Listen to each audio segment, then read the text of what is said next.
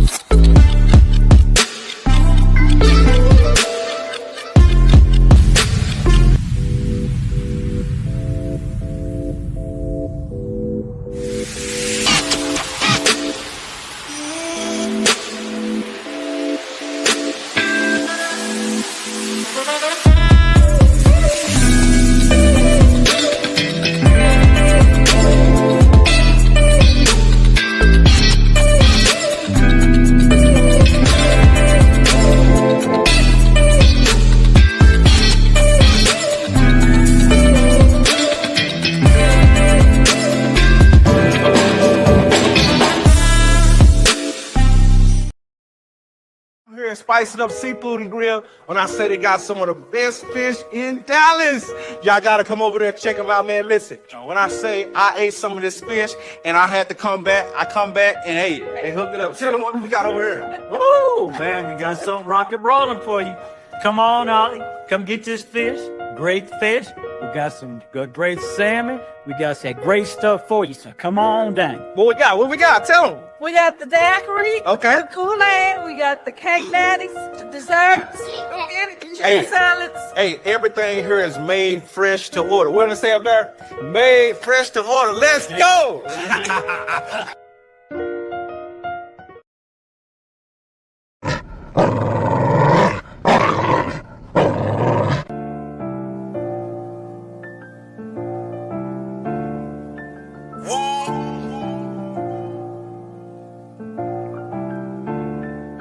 It go 1 for the money, 2 for the trap, 3 for the hood that I carry on my back. Respected worldwide, but I'm a legend where I'm at. Yeah. More money, more problems, what they telling me. I'm a few dollars away from a felony. Lay it down, cause hard times fuck with real niggas' vision. Throwing dice against the wall, trying to speak it in fruition. I'm a victim of my circumstances. Bet it all, cause where I'm from ain't no second chance. It's do or die, we get fly on the first and third. Twisted black, know I'm coming if he send the word. I never said with the nerves, I been a fly nigga. From the city where color make you die quicker. It's on the set, nigga. Big homie been a vet, nigga. They only gon' take it as far as you let niggas bet. Nigga, 1 for the money, 2 for the trap, 3 for the hood that I carry on my back. Respect the worldwide, but I'm a legend where I'm at. The big homie nigga back and full effect, and I put that on the set. 1 for the money, 2 for the trap, 3 for the hood that I carry on my back. Respect the worldwide, but I'm a legend where I'm at. The big homie nigga back and full effect, and I put that on the set. Happen for a reason, so seasoned. Welcome to the game, newcomers, it's your season. I'm leaving, still breathing, no treason, no debriefing, no curring me, no minding, no yes sir in me. Ask me what I regret, hold up, can't find it yet. A face shot in prison time, got everything that I expect. When I reflect, all I see is street shit. The fuck over the plug, I seen them eat the ones they eating with. I eat a rat, call me Heathcliff. This ain't no big meat shit, but ask about Twisted Black, they say he keep bricks or kept bricks. Boy, I done ate shit and slept bricks. In the feds now for this country town I crept with. My co-defendant homie stayed strong. Shout to Big Baby, 8 or 10 with no song. And this one for the ones that don't know. Fuck with Big Homie show until it's over with. Put it on my back and I'ma hold a bitch. 1 for the money, 2 for the trap, 3 for the hood that I carry on my back. Respect the worldwide, but I'm a legend where I'm at. The big homie nigga back and full effect, and I put that on the set. 1 for the money, 2 for the trap, 3 for the hood that I carry on my back. Respect the worldwide, but I'm a legend where I'm at. The big homie nigga back and full effect, and I put that on the set.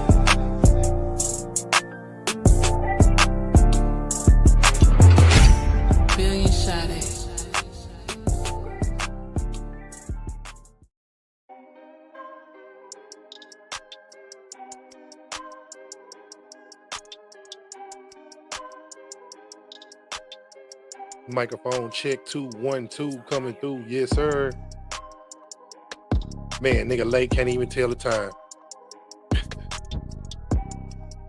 Yeah, man, we talking about tennis tonight.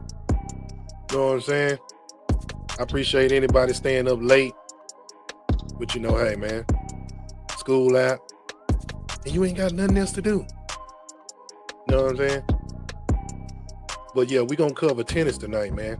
We gonna go through the history, learning how to play the game, and some of the great players that ever played the game. You know what I'm saying? I know it's the 4th of July weekend, man, so a lot of people can't wait to get the popping off. You know what I'm saying? We got a show tonight. Got a lot of, got some gas and trash, you know what I'm saying? We got a lot going on, man, so we just gonna get to it, you know what I'm saying? Right about now. Here. So for today's video, we are going to be analyzing the history of tennis. That means we're going to be going over all aspects of this sport, including the origins of tennis, the development of tennis, and the legacy of tennis. So without further ado, let's begin. So the sport of tennis originally found its roots in France during the 12th century, when a game known as jeu de paume was created and played by European monks. The game of jeu de paume was originally played without rackets, with players using the palm of their hand to serve and hit the ball. This later led to the use of leather gloves for the game. In addition to this, the monks typically played jeu de paume either against their monastery walls or over a rope that was hung across the courtyard. According to historical records, these monks would shout the word tenez, the French word for take, as they served the ball. This became an early inspiration for the future title of tennis, with the word first being attributed to the sport in English. In the poem, In Praise of Peace, which was written in dedication to King Henry IV of England by poet John Gower. As this was happening, this early sport began to spread beyond France to England and other nearby countries, becoming a prominent sport throughout Europe. By the 16th century, the glove had been replaced by an early racket, while the game was also moved to an enclosed space. The sport of tennis was wildly popular in France, with King Francis I of France being an enthusiastic player and spokesman for the sport. King Francis I was notable for building tennis courts throughout his nation and encouraging the sport to be played among the courtiers and commoners of his nation. While the game was popular among the common people, it had remained a popular game to be played between noblemen from European countries. The successor of King Francis I, Henry II, was also a talented tennis player and continued the French tradition of perfecting the sport. King Charles IX also carried on Henry II's love for the sport as well. Later on, in 1555, Italian priest Antonio Scaino de Saloth wrote the first known book on tennis, which was called Trattato del Gioco della Palla. This book attempted to standardize the rules of tennis, however largely failed since players would often simply play by house rules instead. Following the publication of this book, King Charles IX of France granted a constitution to the Corporation of Tennis Professionals in 1571. This led to the creation of the first professional tennis tour, with 3 distinguished titles of tennis players being established, those being Apprentice, Associate, and Master. Meanwhile, the sport of tennis saw growth throughout England as well, and by the reign of King James I in the early 1600s, London had a total of 14 fully constructed tennis courts in use. Later on in the 17th century, as the sport of tennis continued to thrive in France, Spain, Italy, and Austria-Hungary, it lost greater favor during the age of English Puritanism. Despite this, tennis played a symbolic role in the French Revolution through the Tennis Court Oath, which was a commitment to a national constitution and representative government that was signed by French deputies on a real tennis court. Even though tennis remained popular in France, throughout England, new racket sports were emerging, which included squash and lawn tennis. In the 19th century, there were 2 significant types of lawn tennis, one of which was invented by English sportsman Harry Jem and Spanish merchant Augurio Pereira. The other type of lawn tennis was invented by Welsh inventor Walter Clopton Wingfield. The lawn tennis game created by Jem and Pereira did not share too many similarities to contemporary tennis. However, the 2 friends were notable for creating the first official tennis club in the world, which was called the Leamington Tennis Club. Meanwhile, Walter Clopton Wingfield's version of lawn tennis heavily inspired the popularity of contemporary tennis. Despite the inspiration being present, a few notable differences did exist between Wingfield's lawn tennis and modern-day tennis. These differences include the fact that Wingfield's version of lawn tennis was played on an hourglass-shaped court, with the net being higher than 140 centimeters. Another key difference between the 2 disciplines was that in Wingfield's lawn tennis, the serve had to be made past the designated service line rather than directly in front of it. Over time, Walter Clopton Wingfield's version of lawn tennis became the most popular variation, being played all throughout England and Europe. Despite the major influence that Wingfield had on the game, none of his unique rules made it into the Marylebone Cricket Club's 1875 Rules of Lawn Tennis, which had used a more standardized set of rules. This new set of club rules became adopted by the All England Lawn Tennis and Croquet Club for the first lawn tennis championship at Wimbledon in 1877. The Wimbledon Championships were notable for being the official launch of the Grand Slam tennis tournaments. The Grand Slam consists of 4 international competitions, those being the Wimbledon Championships, the US Open, the French Open, and the Australian Open. The first Wimbledon Championships in 1877 had 22 male players, all of whom were competing to win a silver gilt cup, which named the winner to be the All England Lawn Tennis Club single-handed champion of the world. In 1884, the ladies' singles and gentlemen's doubles championships were introduced, followed by the introduction of the ladies' and mixed doubles championships in 1913. In 1880, the first American national tennis tournament was played at the Staten Island Cricket and Baseball Club in New York. A British athlete named Otway Woodhouse won the singles match in this tournament. There was also a doubles match that was held in the tournament. In 1881, 2 major developments occurred, the first being the standardization of organized tennis competition through the formation of the United States National Lawn Tennis Association, which is now known as the United States Tennis Association. The second major development was the debut of the US Open tennis tournament, originally called the US National Men's Single Championships and held at Newport, Rhode Island.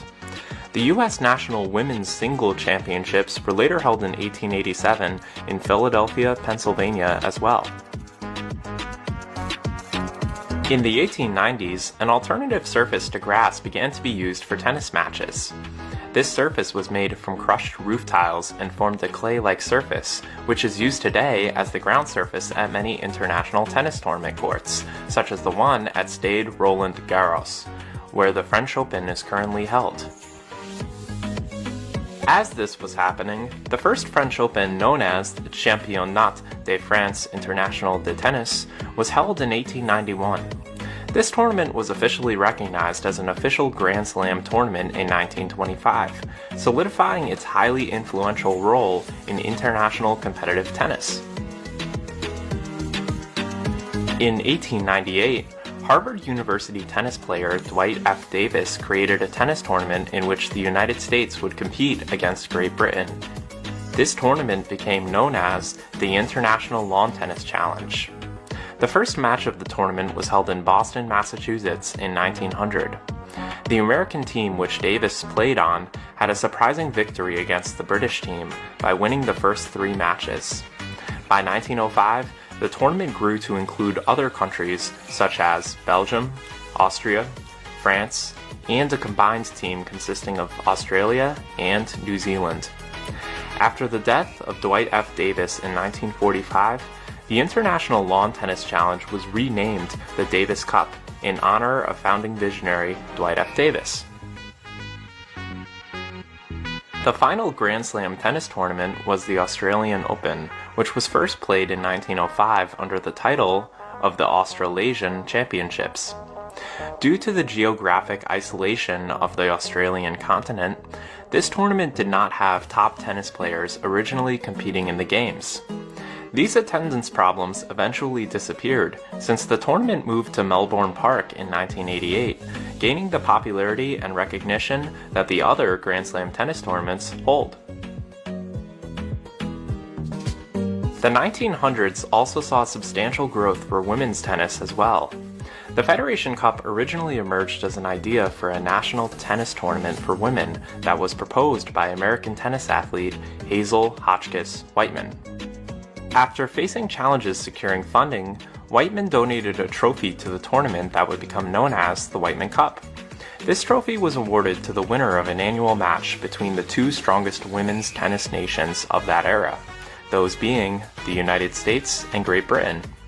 In 1962, the Federation Cup would finally see a lot of success when Australian tennis superstar Nell Hopman convinced the International Tennis Federation to begin sponsoring the Federation Cup. By the 1990s, over 70 nations competed in the tournament every year. In 1995, the Federation Cup was rebranded into the Fed Cup. Later on in 2020, the Fed Cup was once again rebranded, being named the Billie Jean King Cup in honor of Billie Jean King, who was one of the most highly distinguished female tennis players of all time.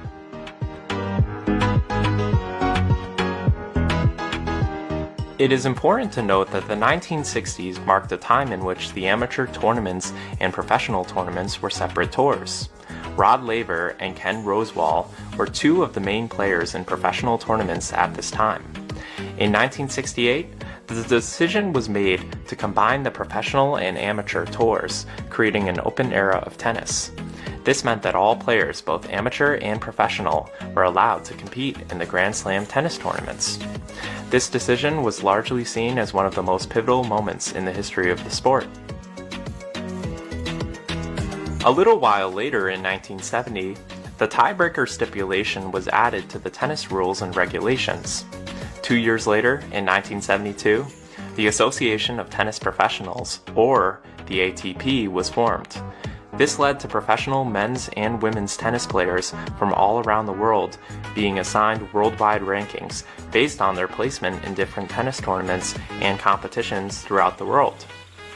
After this occurred, the Wimbledon Lawn Tennis Museum had its official opening in London in 1977. This museum was important for honoring important and historic moments in the history of outdoor tennis. The 21st century marked the emergence of several iconic tennis superstars, two of whom became some of the greatest tennis athletes to ever exist. In 2006, tennis superstar Roger Federer won 3 of the 4 major international Grand Slam tennis tournaments, which included first-place titles in the Wimbledon Championships, the Australian Open, and the US Open. Roger Federer is highly regarded by many professional critics to have had the most impressive tennis season out of any male tennis athlete in the history of the world. This impressive feat was followed by tennis superstar Serena Williams, who solidified herself as the greatest ranked women's tennis player in the history of the world by winning her 23rd Grand Slam tennis tournament in 2017. Serena Williams also had a sister named Venus Williams, who proved herself to be a winner at both the US Open and Wimbledon Championships, as well as the Olympic Games too. Serena and Venus Williams are both highly regarded to be among the greatest tennis players in the history of the sport. Other prominent tennis athletes to have reached international and all-time success at the sport include Pete Sampras, Novak Djokovic, Rod Laver, Rafael Nadal, and Andre Agassi. Overall, tennis has been a major international sport that has received a lot of attention since the launch of the Grand Slam tournaments. Since its original formation, tennis has existed at both a professional and amateur level, serving both ultra-competitive and recreational purposes through its design. Thank you for checking out our video. If you enjoyed this video, please leave a like, comment, and subscribe for more additional content. If you have any ideas for a future video topic, please leave a comment and let me know what you would like to see me cover next. I'm really hoping to grow this channel and provide you all with more content in the future, and your support means the world to me. Thanks everyone!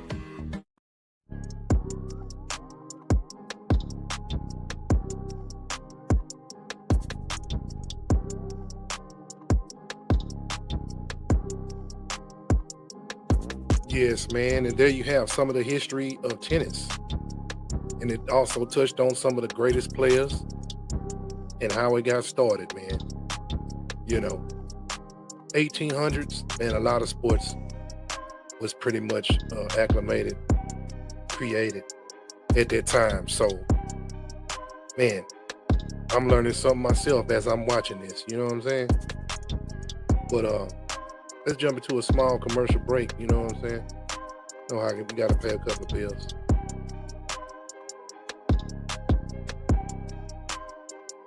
And the 3-1. Popped up. Castillo.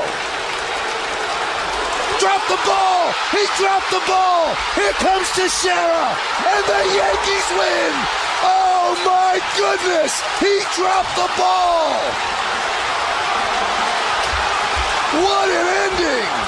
The Yankees win 9-8 in the most improbable fashion. A-Rod becomes a hero with a pop-up. Guys, you've seen a lot of baseball. Have you ever seen that? No, not to end the game. Look at, you don't know who to shake hands of. A-Rod's looking apologetic for hitting a pop-up. Obviously, Louis Castillo feels terrible. Boy, the Yankees got one there. I don't think you get a pie in the face for that one, Michael. No, you don't.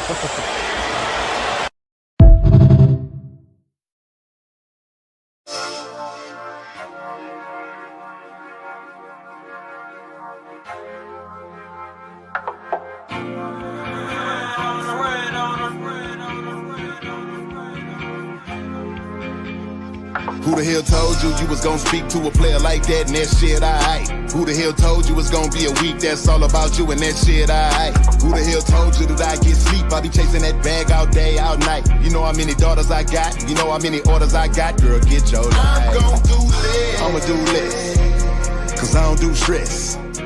If you can't appreciate what I'm doing, I'ma do less. I'm gon' do this. I'ma do less, cause I don't do stress. If you can't appreciate what I'm doing, I'ma do less. I got bills, and I don't know about you, but around here, woman, I got bills. I got bills. Yeah, I wanna kick it with you, but the bills don't care how I feel. I ain't playing with your heart, but I can't see my daughter's son playing in the dark. So I got shit to do. I promise when I get done, I'm gon' get with you. I'ma call you. As long as you don't start doing what bitches do. I know you just want me to put this dick in you. That's all you need, huh? I supposed to came, but I ain't make it though. I'm sorry, but you ain't gon' treat me like I'm your baby, bro. Who the hell told you you was gon' speak to a player like that and that shit aight? Who the hell told you it's gonna be a week that's all about you and that shit aight? Who the hell told you that I get sleep? I be chasing that bag all day, all night. You know how many daughters I got? You know how many orders I got? Girl, get your life. I'm gon' do less. I'ma do less, cause I don't do stress. If you can't appreciate what I'm doing, I'ma do less. I'm gon' do less. I'ma do less, cause I don't do stress. If you can't appreciate what I'm doing, I'ma do less. I won't date no ungrateful, no disrespectful bitch. I'd rather date me a dough knob. I'm busy as fuck, bitch must be just used to fucking on a nigga with no job. It's hard out here, I already can't let it nobody that makes it more hard. I don't care if she a bad bitch, fuck demon time. My girl gotta act like she know God. I'm him and I stay in my lane. Baby, I don't know anybody, anything. Tryna treat a blessing like a lick that's lame. How you won't have, you ain't got my last name. Either I'm a deal for the shit gotta change. Thinking I'ma chase you, you were insane. Hope you understand it'll never be the same. Cause I'm a grown man, I am not a boo thing. You ain't never paid for nothing round me. Never not feel safe for nothing round me. You might get mad at a nigga, but watch your mouth with that hateful bumping about me. Tryna talk to me like I am your eye. I'm trying real hard not to lose my tie. I know how valuable my presence is, girl. I don't give a fuck if I lose my spot. So I'ma here told you you was gonna speak to a player like that and that shit aight? Who the hell told you it's gonna be a week that's all about you and that shit aight? Who the hell told you that I get sleep? I be chasing that bag all day, all night. You know how many daughters I got? You know how many orders I got? Girl, get your life. I'm gon' do less. I'ma do less, cause I don't do stress. If you can't appreciate what I'm doing, I'ma do less. I'm gon' do less. I'ma do less, cause I don't do stress. If you can't appreciate what I'm doing, I'ma do less.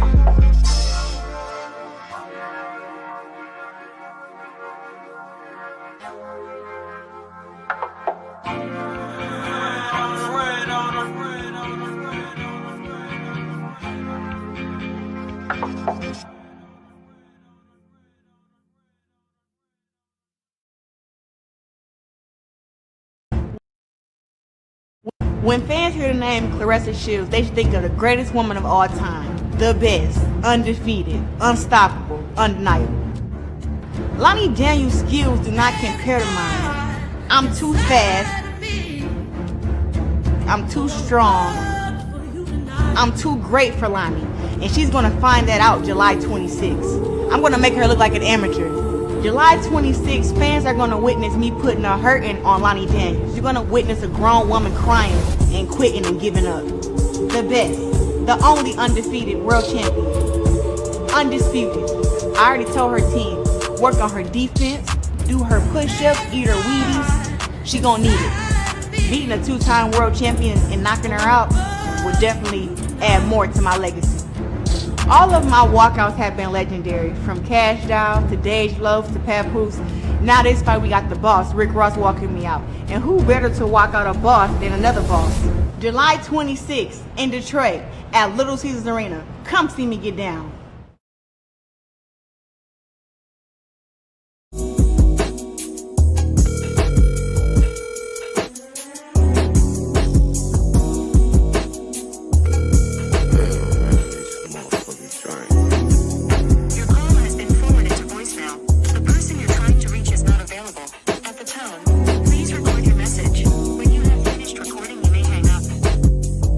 Call me back, man. I need some drink, man. Man, don't mess with Texas. Ballin', hustle, you got flicks. Come on. Snap, fixes. Watch us gon' Rick it. Watch us gon' Rick it. Watch us gon' Rick it. Look, you better show some homies if you come from out of town. Right. Hit the parking lot and shut that motherfucker down. Right. Let the trunk up and let the bumper key recline.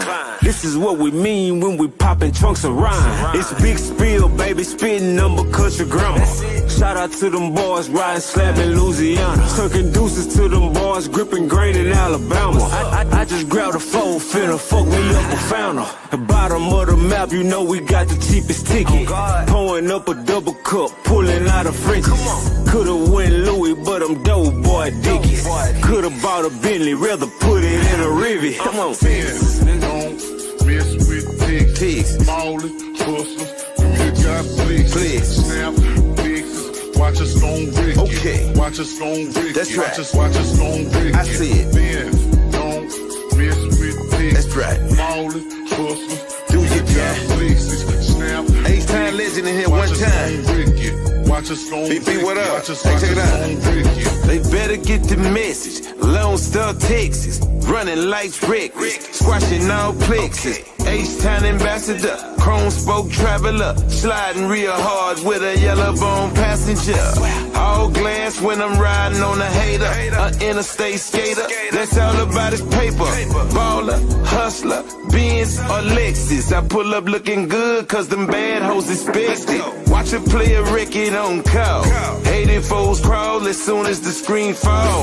Nigga, this is Texas. Cash and collected. 713, call me Don Key the legend. Yeah. Man, don't mess with Texas. Ballin', hustle, you got flicks. Snap, fixes. Watch us gon' Rick it. Watch us gon' Rick it. Watch us gon' Rick it. Man, don't mess with Texas. Ballin', hustle, you got flicks. Snap, fixes. Watch us gon' Rick it. Watch us gon' Rick it. Watch us gon' Rick it.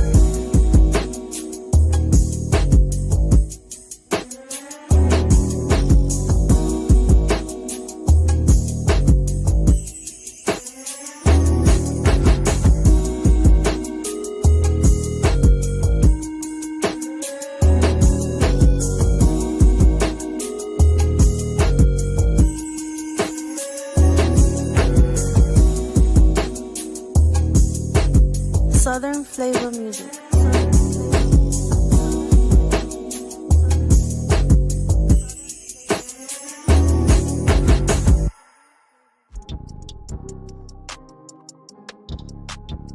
Yes, sir, man. We are back. And that was the end of the first quarter. Now we jumping into the second quarter of the game. And we've been explain the beginning. Explain for beginners or people that don't know how to play tennis, just some instructions, just some things for people to learn, you know. And we finna jump right into it. Pong, chess, and a little bit of boxing thrown in, but move it outside and add in rackets. And you know what you got? You got the game of tennis. Look, if you're brand new to the sport or you've been playing for a while but you want to understand the game better, this is the place to be. So sit back, buckle up, because we're jumping on in. Let's start with the court. Think of the court like your battlefield, and right in the middle of the battlefield is the net that divides it into two. The back line is called the baseline, and the narrow boundaries are the sidelines. And those smaller boxes up front, those are the service boxes, and they'll matter when it comes to the serve. Now in singles, you play inside the inside sidelines, but in doubles, the court gets wider. Now here's the general rule. The ball must land inside the lines, and yes, if it touches the line, it still counts as in. Now the goal of tennis is pretty simple. You want to hit the ball in such a way that the other player cannot return it successfully. The point keeps going until someone either one, they miss the ball, two, they hit the ball out by either hitting it wide or deep, or three, they hit it into the net, or four, the ball bounces twice on their side. If any of those things happen to you, well then the other player wins the point. Now scoring. This is where things can get really interesting, but don't worry, we're going to break this down to where it's simple and easy. So it starts like this. In tennis, 0 equals love. Now, why in the world would love equal 0? Well, the leading theories basically say that the French word for egg or the Dutch or the Flemish word for honor, all of them sound like love, and some way, shape, or form, those words morphed into the English word love, and it's stuck. Now, the rest of the scoring goes 15, 30, 40, game. All it really is 1, 2, 3, and then the first person to get that fourth point wins the game. Now, I know what you're thinking. Why in the world use 15, 30, 40 game? Well, there's actually a pretty cool reason for it. One theory states that back in medieval France, when they played tennis, they would use a clock to keep score. So the first point would go to 15, and the second point would be 30, and the third point would be 45, and then of course the final point would reset the score clock. Eventually that 45 got pushed down to 40 in order to account for deuce, which is actually how we do it today. But instead of using the 40 to 45, we actually go deuce is 40-40. If you win the point, you have the advantage. If you win the next point, you win the game. If the other player happens to win the point, you're back down to deuce, and then you just have to battle it out until one of you wins 2 successive points. Games, sets, and matches. Now in tennis, it's easy to understand, especially if we link it to another sport that a lot of people know well. Let's compare it to baseball. You see, right behind me, I have a baseball field. In the game of baseball, you're trying to win innings. And innings turn into games, and games turn into series. Well, the same thing is true in tennis. You're trying to win points in order to win a game. You're trying to win games in order to win a set. And you're trying to win sets in order to win the match. So we already talked about the points. You have 15, 30, 40, and game. But what about sets? A set is typically comprised of the first to 6 games. Of course, you still have to win by 2. We'll talk about that later. But in general, you're trying to race to be the first to get to 6 games. So a set could end up 6-0 or 6-love, 6-1, 6-2, 6-3, or 6-4. It can't end 6-5 because, like we said earlier, you do have to win by 2. What that means is that we're going to have to keep on playing games until one of 2 things happen. Either one of us gets to 7-5, or we tie up at 6-6. If we tie up at 6-6, we go into a tiebreaker. Whoever wins that tiebreaker wins the set. Now, if we're only playing 1 set to 6 games, congratulations, you've won the match. But most matches are the best of 3 sets. So if you win that first set, well then we reset, and then we have another race to 6. If you win the second set, well, you've won the best 2 of 3, therefore you won the match. But if I win, well, then it's 1 set to 1 set, which means we need to play a third set. Now, believe it or not, at the major tournaments, they actually play the best of 5 sets. In fact, the longest 5-set match ever played was back in 2010, where they played at Wimbledon for 11 hours and 5 minutes. Serving and rallying. Basically, to begin each point, you're going to start by serving. And what you're going to do is you're going to stand on the right side, you're going to toss the ball up and hit it over into the diagonal service box on the other side. And that's how you start the point. If you miss that box, well, then it's called a fault. But guess what? You get a second turn. So you get to do another serve. If you miss that second serve, well, then it's a double fault and you lose the point, and then you switch sides. So the way a game works is you are simply going to start on the right side. You're going to serve it diagonally. After that point's over, you are going to move over to the left side and serve it into the other service box. Every point, you will keep on switching. But to start off, just focus on hitting the ball cleanly and keeping it in play, because believe it or not, you're going to win a lot of matches just by getting the ball back. Now, a quick word on serve rotation, because yes, it matters. In singles, one player serves for the entire game. Then the other player serves the next game, and you switch back and forth every game. But in doubles, all 4 players take turns. So each teammate serves once every 4 games, and the rotation stays fixed once it's set. So, for example, if I'm in a doubles match, I might start the match off serving, and then in the next game, my opponent serves. And then for the third game, my partner serves, and then for the fourth game, my opponent's partner serves. And then it comes back to me. So in that match, we're going to keep that pattern going the whole time. So let's do a quick recap of the must-know rules. Number 1, the ball must land in, and yes, lines do count. Number 2, the ball can only bounce once. Now, it doesn't have to bounce once. I can actually hit the ball out of the air, which is called a volley, but the ball can't bounce more than once, or else I lose the point.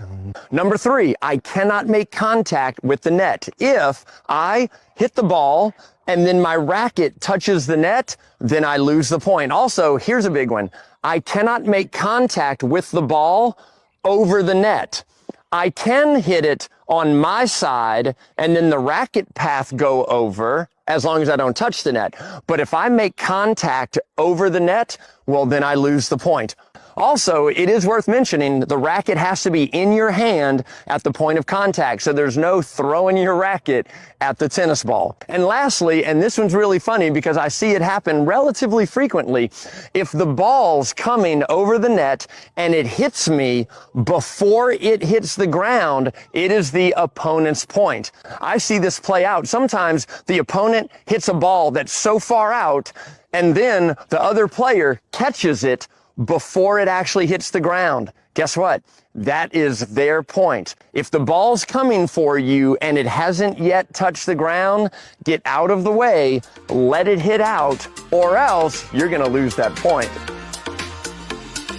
Now, here's the beautiful thing about tennis. There was a study done not too long ago where they took a whole bunch of activities and a whole bunch of sports, and they studied them out to see how they affected life expectancy. And guess what the #1 sport was? You guessed it. It was tennis. It adds up to 9.7 years to your life. And to make it even better, you don't need anything special. Go out, grab a cheap racket, get some tennis balls, put on your tennis shoes, find a friend. Courts are typically free. It's a great time to start playing tennis.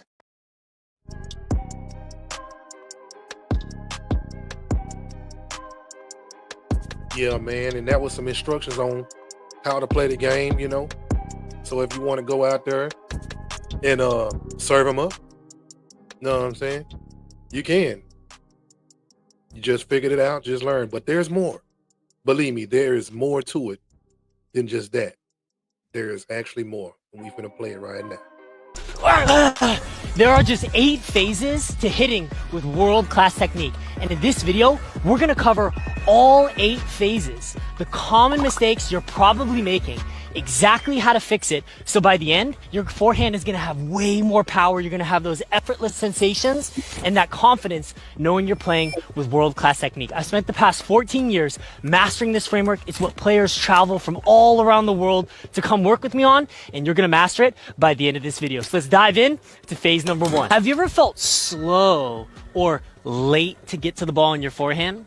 It's likely you weren't executing this first phase. But by mastering this basic phase, you're gonna be able to move quicker with less effort, you're gonna be able to react faster, and you're actually gonna have to cover less court distance. Watch any pro match, you'll see the best players in the world. The first thing they're gonna do on their forehand is they're all gonna land a split step with a precise technique in a precise location at a precise time. The key checkpoints. Number 1, when do the pros split? What you'll see is when the best players in the world land their split, they're landing so they can immediately react to the ball. So the next time you're playing, if you want to unlock this superpower, just watch and notice right when your opponent is just about to make contact, focus on executing a 1 to 3 inch split step where you're going to hop up just like that. Second question, how did the best players in the world actually split? There's 3 basic checkpoints. Number 1, you can do this right now in real time. You want to be wider than shoulder width. You want to, number 2, be on the balls of your feet. And then number 3, you want to hop up simply 1 to 3 inches. 1 to 3 inches. What this unlocks is a scientific superpower. Did you know the tendons in your muscles actually have natural elastic properties? This is why basketball players go down and up before they slam dunk to be able to jump higher in the air. It's the same principle applied. By landing a split step, it allows you to tap into the natural elasticity of your muscle fibers, allowing you to feel and get so much force with your leg drive and with your reaction. So just focus, split step at that exact time, and with that exact technique, you're gonna be able to move faster with less effort. The third element, where should you split, is you wanna cover 50% of the available options to your opponent. So if, for example, I hit the ball cross, I wanna split step on the cross court side. If I hit the ball down the line, more towards the center.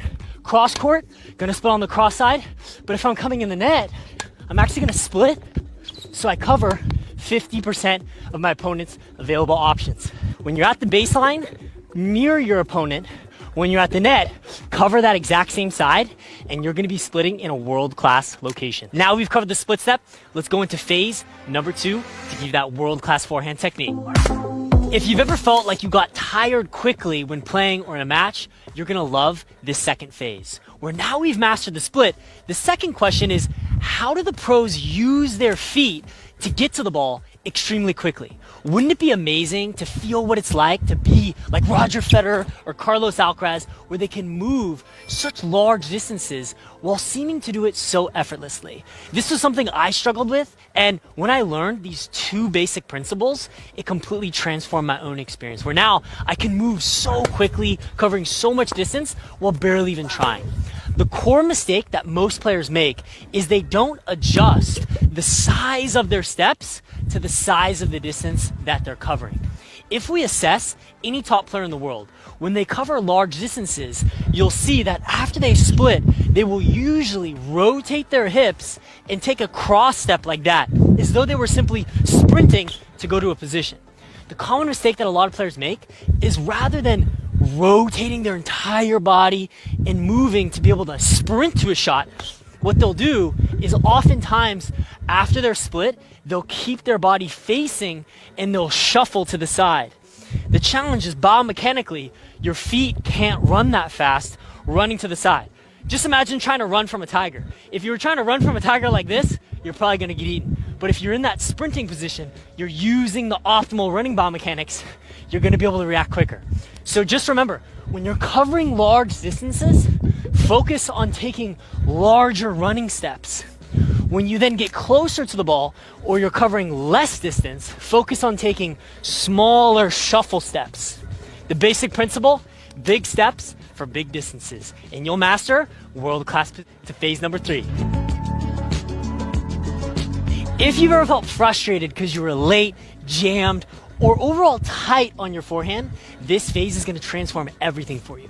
Where what you'll see when the best players in the world split in position, they'll all execute virtually identical phases, which is going to allow them to generate that huge effortless power from their entire body as they accelerate. And the phase that unlocks all of these benefits is called the uniturn.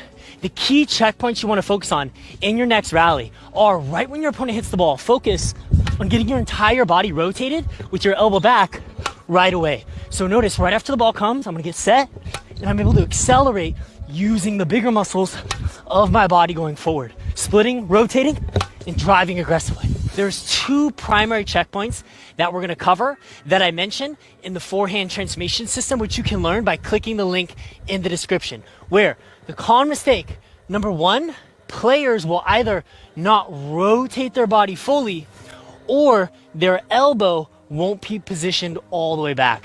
If we look at every top player in the world, you'll see when they execute their uniturn phase, their chest is going to be rotated at least 90 degrees. In other words, their shoulders are going to be pointed in a straight line towards the net.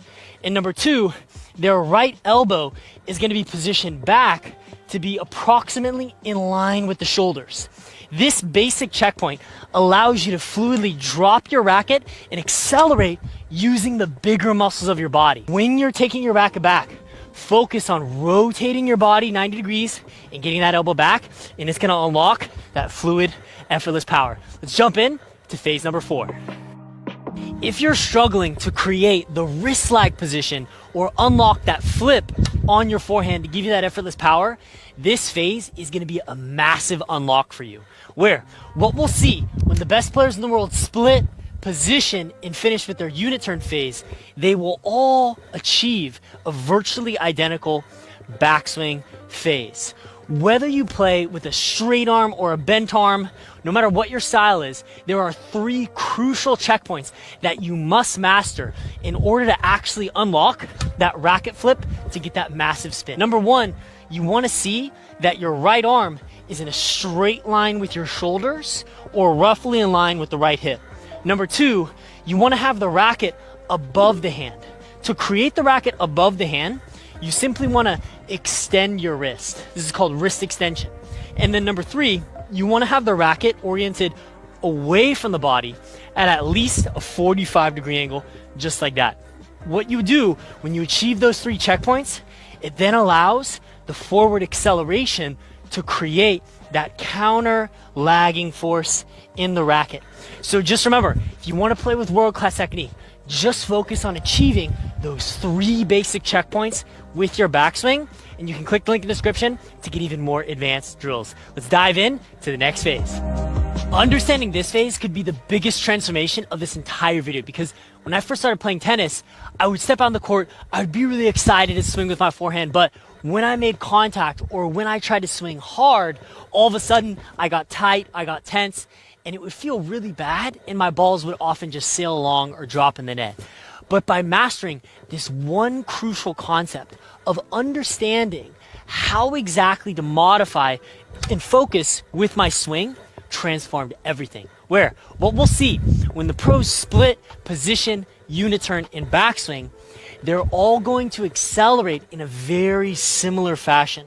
Or notice when the pros accelerate, their arm will actually travel on an arc path away from their body. And as their arm travels away from their body, the mistake that I used to make was I used to focus on really tightening up my wrist, tightening up my forehand, because I learned that from a lot of coaches, you should try to snap your wrist. But the reality from studying the biomechanics research to just really deeply assessing what's actually happening when the pros bomb their 100-mile-per-hour forehands is the key is the little muscles like the wrist and like the forearm actually stay very relaxed, whereas the big muscles like the legs, the hips, the trunk, and the pec and shoulder are the muscles that activate. So by focusing on driving from the bigger muscles of your body while simultaneously keeping those little muscles relaxed, it allows you to create this arc acceleration path of the arm traveling away from the body into your contact, and then into your follow through. I created a concept that will really allow you to understand this intuitively. It's called the activation relaxation spectrum, where if we take a look at Djokovic, you'll notice that the muscles closest to his racket are relaxed, whereas the muscles further away from his racket, his pec, his shoulder, his big muscles, those are the muscles that he activates. So just remember, when you do your split, you get position with your unit turn and backswing. As you accelerate, keep your wrists relaxed and activate your pec and shoulder. Here's one of the dozens of drills in my forehand transformation system to give you world-class forehand technique.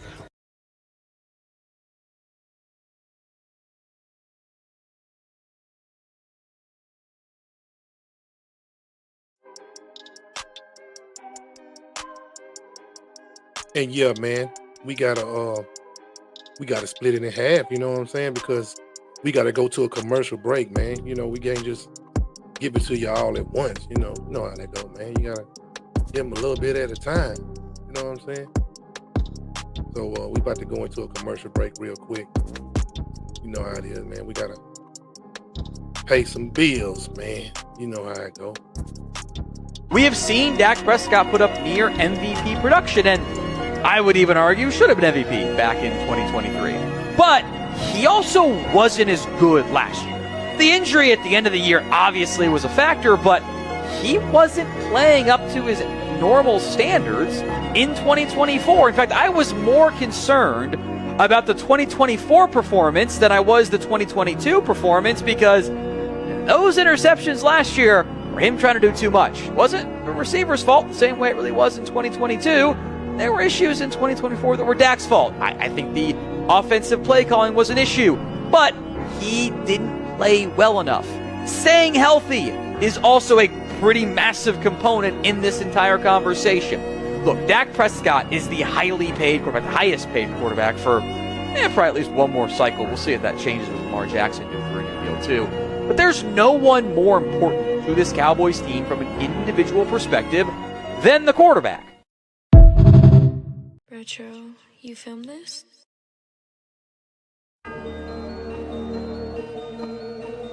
Cam, you a fucking genius. Fucking fool. Yeah. Do you not get the concept? Dummy. Got it on me, nigga. Casino! I love that spot, nigga. Put up a shop, nigga. I don't be calling me if you ain't trying to shop for real, nigga. I hate when niggas do all that window shopping, broke ass nigga. You ain't trapping for real.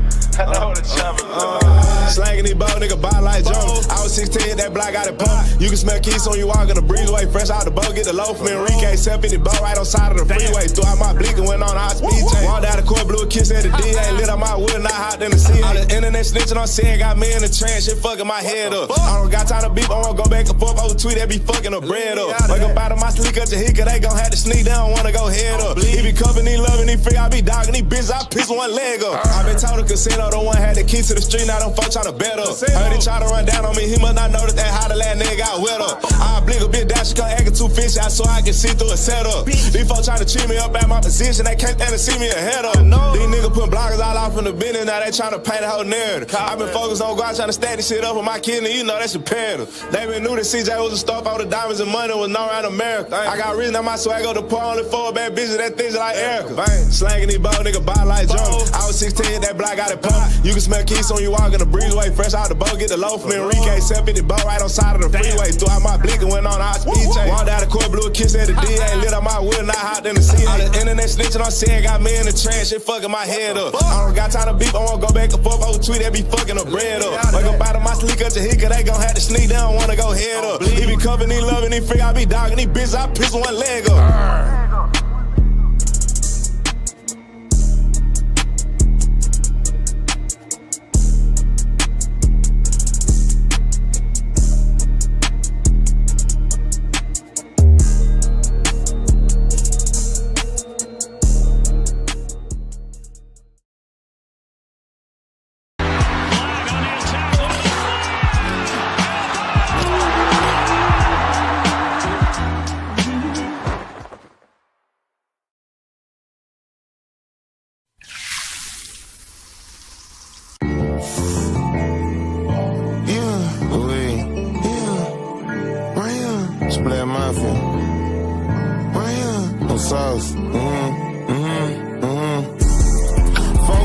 in the, yeah. 4 pints in the, 4 pints in the function, yeah.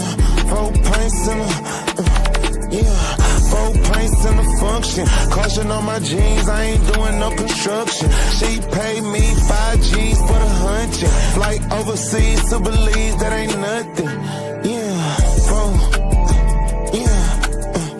4 pints of the quay on a Sunday. Louis V denim jacket, no runway. She ain't giving no ass if you don't pay. Boss lady rockin' Mew Mew. Knocked in the old jersey, nigga, FUBU. Pussies know it's bird nest, nigga, Sue. Pockets full of cow shit, pop a boo-boo. Off-white forces, 25 jump chain. More white girls than Escobar and cocaine. Really use my Rolls Royce umbrella in the rain. No videos, I just didn't wanna stain some same. 4 pints in the, yeah. 4 pints in the, 4 pints in the function, yeah. 4 pints in the, yeah. 4 pints in the function. Caution on my jeans, I ain't doing no construction. She paid me 5 G's for the hunting. Flight overseas to believe that ain't nothing. Yeah. 4 pints in the function. On that south side, boy, we having plenty money. I got racks up in my pocket. We shoot shit like John Stockton. 100 bubbles in the air, my bitches catch them like they hoppin'.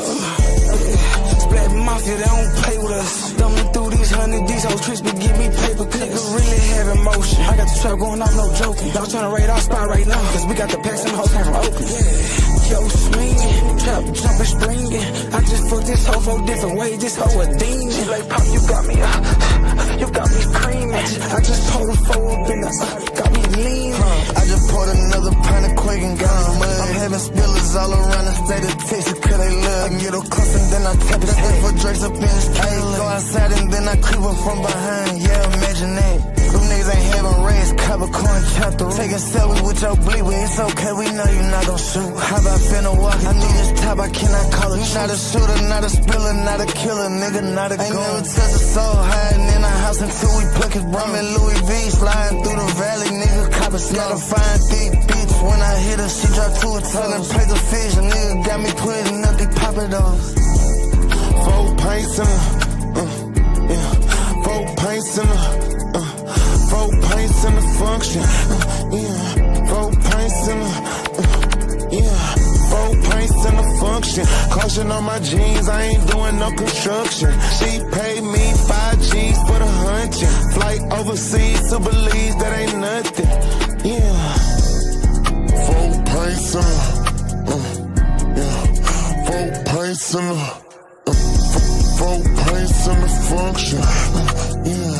4 pints in the, yeah.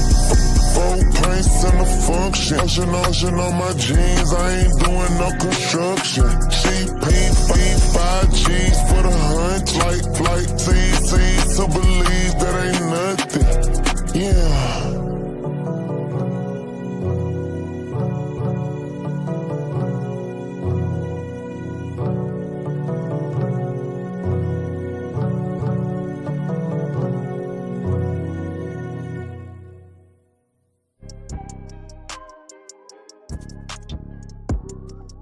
Yes, sir. That was the end of the second quarter. You know what I'm saying? Now we up in the halftime. You know what I'm saying? Yeah, that was the end of your second quarter. Yeah. So we in the halftime right now. The half of the show. You know what I'm saying? So you already know what time it is. You know, let me put it up there. Boom. You already know what time it is. You know what I'm saying? Get it ready. Cause you know.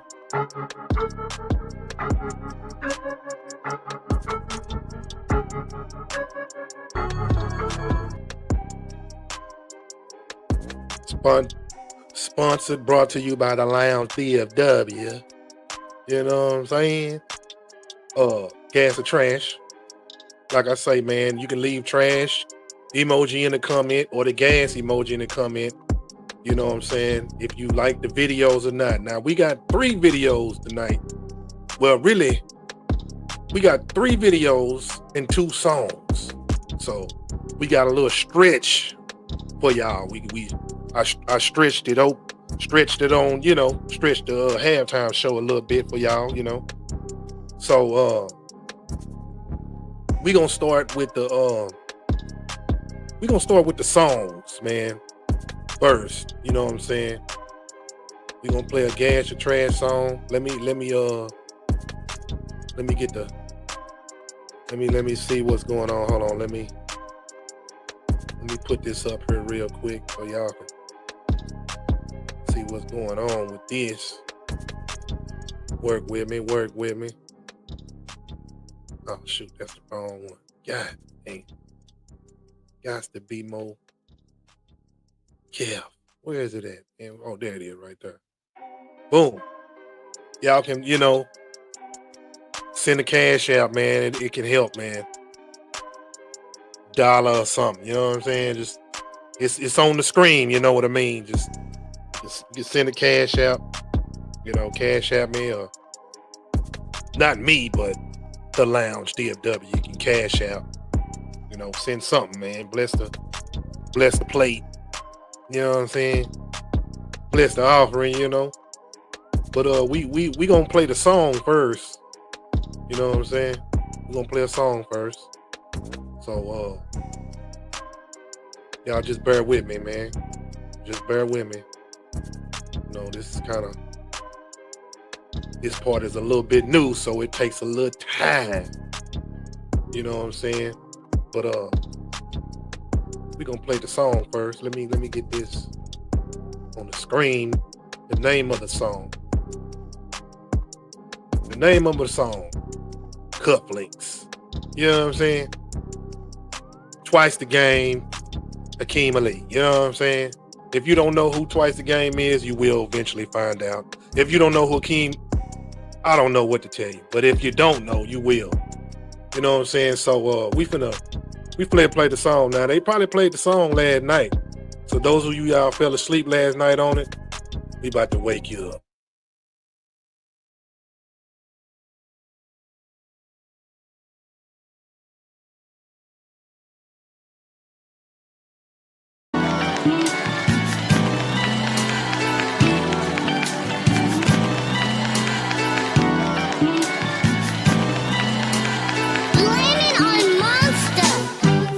Told her, watch your tone and don't you slam this door when you hop in this whip. And all this yapping, you just capping, shut your mouth and pop your heels. Saw her reactions, I start laughing, I'm the captain of the ship. And I don't wanna hear no smacking unless you smacking on I keep this. a group of bitches with my feet kicked up in eucalyptus. I'ma multiply them, I don't do division. BG and discreet, yeah, you knew the mission. I'm way too player to be moving wrong. Got a few bad bitches I'm cooling on, cause they didn't want me when I wasn't popping. Now I got a sausage that they drooling on. She wanna be with a nigga because I'm the dapper done. So don't give me no lip like a napkin. I package this shit up for something that's hot, dog. Okay, I'ma pack a buzz. Grabbing my cuff link, she wanna touch me. She drunk in love and had enough drinks. Bitch, chocolate on the outside and the inside's blush pink. Okay, let's go. I told her, watch your tone and don't you slam this door when you hop in this whip. And all this yapping, you just capping, shut your mouth and pop your heels. Saw her reactions, I start laughing, I'm the captain of the ship. And I don't wanna hear no smacking unless you smacking on this. D.I., you know we keep it P.I.O. And if he talking slick, I keep some shit like my name G.I. Joe. My jacket me, what the fuck you think? Look like I robbed the Brinks, Taylor suit. She think I'm that's why she cuffing on my links. Keep it easy, baby. Don't get greasy, baby. It can get sleazy, baby. Please believe me, baby. I can have you and your bestie flying right next to me, sky high, making a toast. I see the whispering, I heard the giggling. I get the mission, I'm doing you both. When I get up in them and venom, then linen, I did them with Fashion Bay, I do the most. Now she love the feature, the creature that came from the bleach. They bob on the court with the pros. Stay with the roster, but the team is a goal. See, I got a problem, keep me some more. She all on my phone, won't leave me alone, cause she found a number that fell in my clothes. I told her, watch your tone and don't you slam this door when you hop in this whip. And all this yapping, you just capping, shut your mouth and pop your heels. Saw her reactions, I start laughing, I'm the captain of the ship. And I don't wanna hear no smacking unless you smacking on this. D.I., you know we keep it P.I.O. And if he talking slick, I keep some shit like my name G.I. Joe. My jacket me, what the fuck you think? Look like I robbed the Brinks, Taylor suit. She think I'm that's why she cuffing on my links. See, I was born in the 80s, my middle name Mac. can I keep it so player? When it comes to the bows and the lows and the gas and the bag, you think I'm a Libra. I'm in the mood to get groovy. I'm smacking up booty, eating charcuterie. I fucked on my nails. Manny and Petty, she twisting my hair. She in love with a nigga, indulge with his bitch. I'm a king. Look at my ring. The ice is precise. It's clear as Visine. I mean it lately. I'm like the Taiwan Italy. Shit in my cup made me lean. Yeah, my charm is so rambunctious. I fuck her till she unconscious. Soon as I dash, I got to the door. Her bestie asking for so small. I told her, watch your tone and don't you slam this door when you hop in this whip. And all this yapping, you just capping. Shut your mouth and pop your hips. Saw her reactions, I start laughing. I'm the captain of the ship. And I don't wanna hear no smacking unless you smacking on this D.I. You know we keep it P.I.O. And if he talking slick, I keep some shit like my name G.I. Joe. I take it me. What the fuck you think? Look like I robbed the Brinks. Taylor suit. She think I'm that's why she cuffing on my links.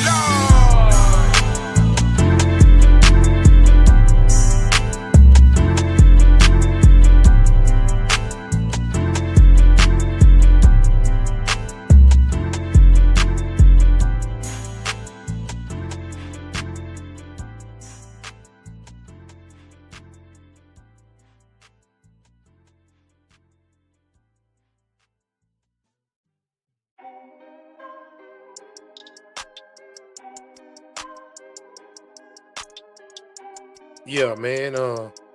That was the jam right there, man. You know what I'm saying? Twice. You know what I'm saying? Hey, man, y'all better go get that, man. If y'all ain't getting it, y'all will get it eventually.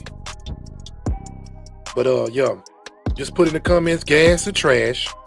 You know what I'm saying? Which one you think? I know it's. I mean, hey, I'm playing it, so. I mean, hey, if I wasn't playing it, you would think not. You know what I'm saying? But my opinion doesn't count. You know, it's on the audience. You know what I'm saying? My opinion does not count because I'm playing it. So what that tell you? If it's on the playlist, well then, you know. Okay, we got another song. You know what I'm saying? We got another song. You know what I'm saying? J-Rock, Obama, with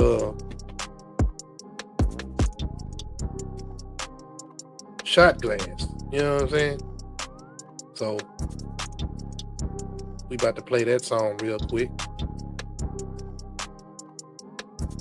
So check it out.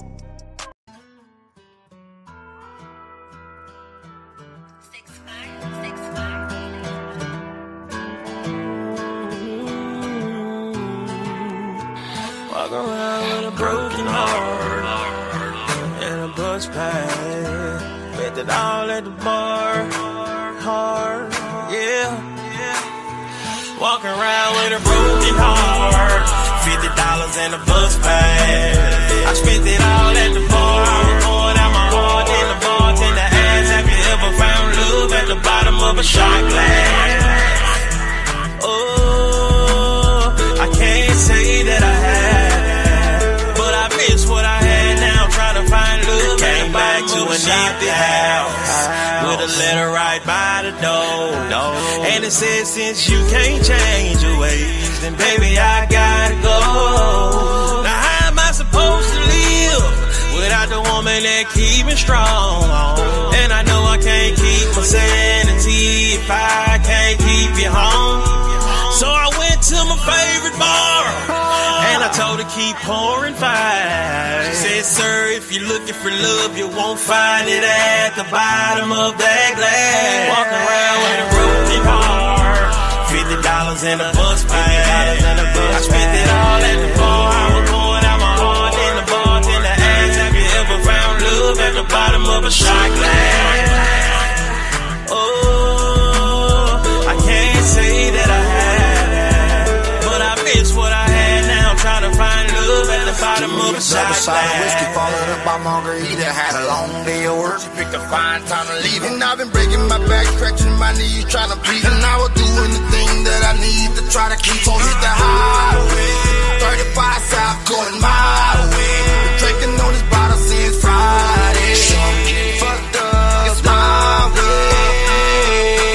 One shot, two shot, drinking all my sour like you not, she not, shots and not my body type. Round, round, round.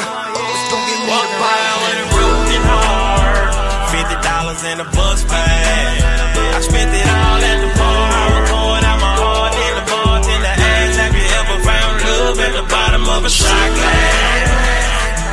Oh, I can't say that I had, but I miss what I had. Now I'm trying to find love at the bottom of a shot glass.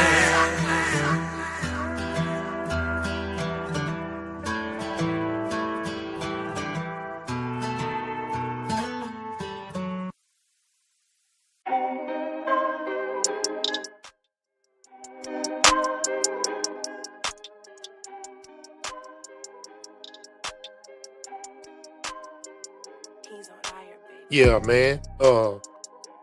That there is a jam too. You know what I'm saying? Say, man, whatever you do, J-Rock, man, say, whatever you do, man, on the video, don't play with it. Make sure it is crispy clear. I mean, the song is loud and clear. We get the visual is, you know, self-explanatory, but hey, you know, you gotta throw something out there to make people think they got the idea, but they don't. But don't play with the video, man. Make sure it is A+. You know what I'm saying? A+ video, A+ song. But yeah, man, like I say, we just got 2 songs out the way. We got 3 more videos, you know what I'm saying, on the Gas to Trash minute halftime show. You know what I'm saying? So now we finna get ready to play a video. And ladies first.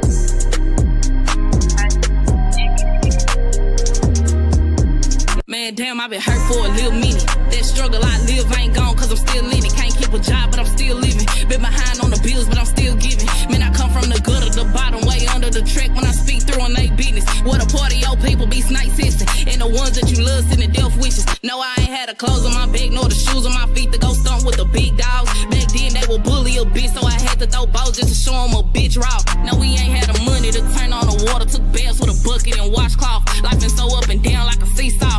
And they wonder why a bitch gotta go off. Man, them people don't know about the struggle. Got up and got back to the hustle. Hell nah, I can't show when I'm stuck and been down on my ass. I got that from my mother. Spark up just to keep it together. 3-5 in the wood, make it better.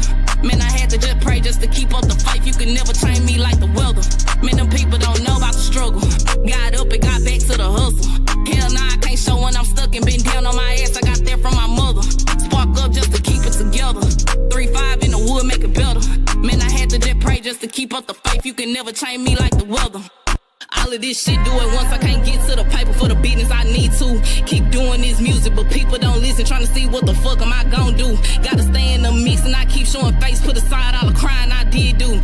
And most of these niggas be all in my grill and can't walk in my shoes. He a damn fool. Shit, multiple times I done been through depression. Begging the God that can take me to heaven. Said I ain't strong, I can't take on the battles you throw in my life, but I know these is lessons. Dance on the pole, but don't talk about it often. Sold out some weed just to make me a profit. Went out to Cali to swipe me some cars and they never told, cause I kept it solid. On best friend, tried to fuck on the one that I love. Had to go and cut the bitch off. Man, I had to offset my career, set to give me some time to take off. Got a blast off. If I had about 5 just to talk to who dead or alive, I'll talk to my child now and tell him I'm sorry. Mama wasn't ready and young that a boy maybe crash out. Man, them people don't know about the struggle.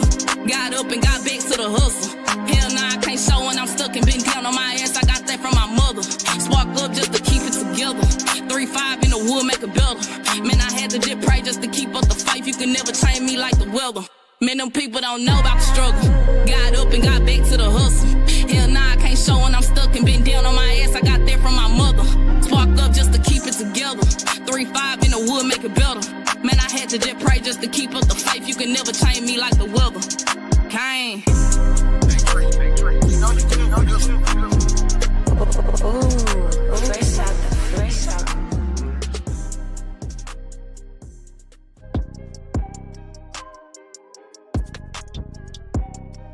Yeah, man, the first video, Kane, you know what I'm saying?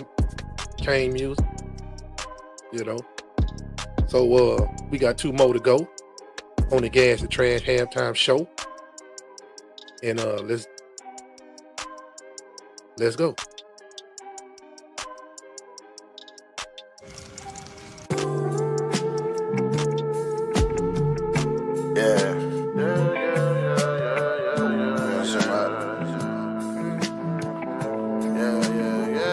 Take a trip with me.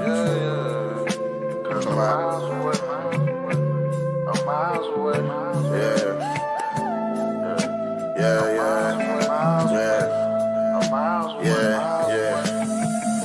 Roll another up, pour another cup, I've been jamming Nipsey, I just doubled up, Old school classic, I just fucked it up, I put some forges on it. That bitch look gorgeous, don't it? Police, they pulled me over. You know my lawyer on it. You know he beat the case. My bitch, she beat her face. She like to shop in Gucci. She got designer coochie. No, I won't die in a hoochie. Little bitch, my time is crucial. Wait, shrimp and steak on a nigga plate. 3-5 in the backwood, a nigga straight. Took a flight to Miami for the real estate. Hopped in the foreign whip. Right there, that's normal shit. You know karma's a bitch. Iced out my neck and my wrist. You don't know how special this is or how much a blessing this is. I stay consistent with my shit. I got 1,000 plays, but you can never see me shit because I'm miles away.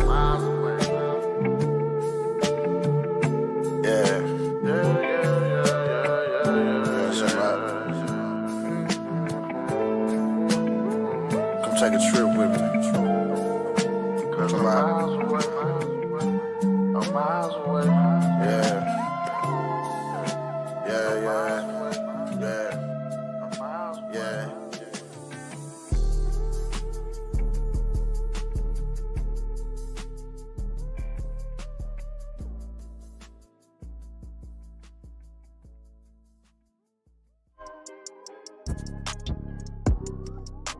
Yes, sir. Bud on the beats, man. Like I say, man, the Gas and Trash halftime show. You can put caption or emoji, whatever. A Gas or Trash. Oh, you see the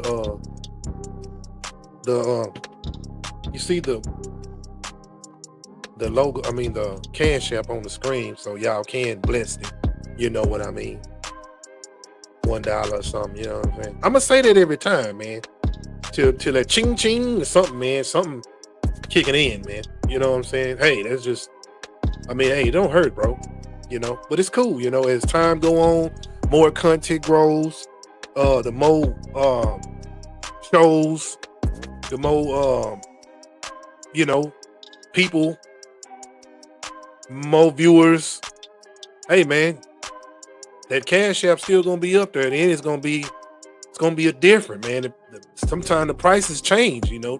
Prices change overnight. We understand. Hey, go in the store, price ain't the same it was yesterday. I'm just saying, man.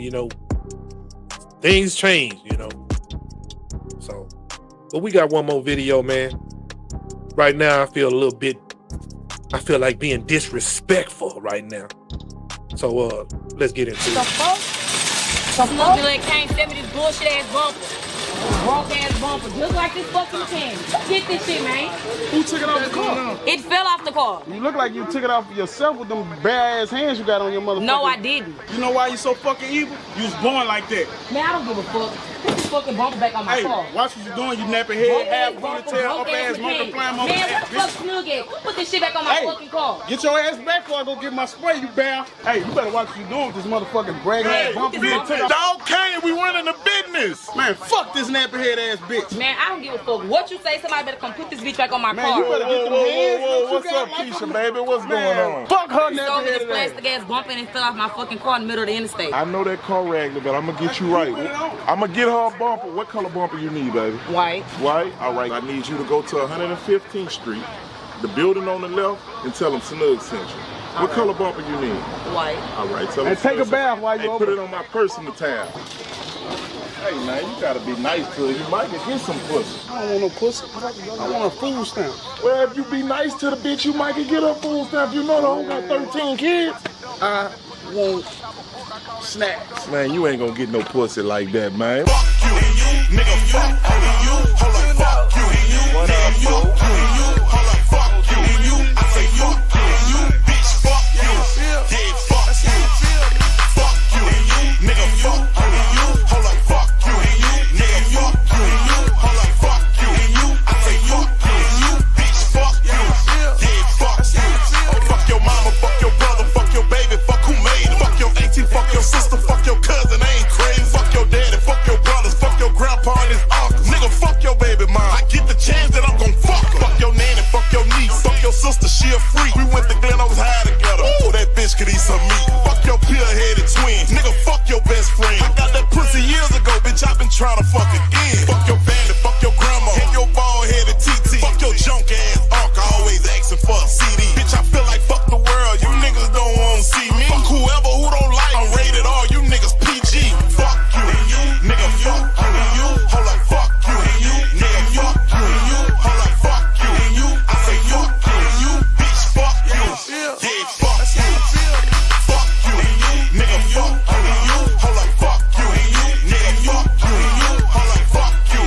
I say fuck you. Bitch, fuck you. Yeah, fuck you.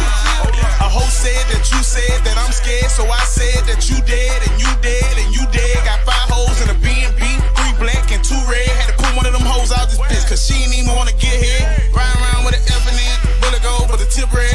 Fuck around, get the shit split, cause your big dog got you misled. My homeboy here real blood, how you know that? Cause the whip red. I been standing on that business, fuck around, get a stiff leg. Youngin' told me, pay me, I'ma find him, I'ma stalk him, I'ma chase him, I'ma walk him down and face him, I'ma feed him, nigga, taste him. Fuck a nigga, fuck a bitch, fuck a mammy, fuck a mama. Long clip, shoot a movie, get a Grammy. Fuck you, nigga, fuck you. Hold up, fuck you. Nigga, fuck you. Hold up, fuck you. I say fuck you. Bitch, fuck you. Yeah, fuck you. Fuck you. Nigga, fuck you. Hold up, fuck you. Nigga, fuck you. Hold up, fuck you. I say fuck you. Bitch, fuck you. Yeah, fuck you. Hold up.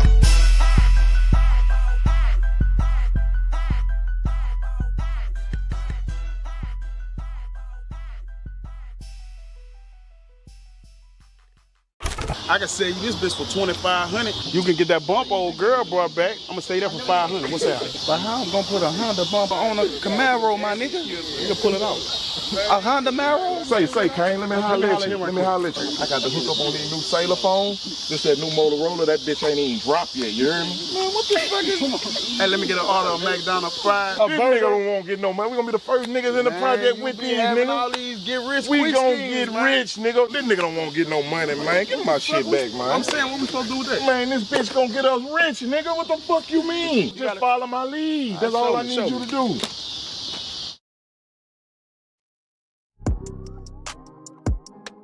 That's all I need you to do, man, is follow the lead, man. Yeah, like I say, man, Gas the Trash halftime show, you know. And we about to go on that.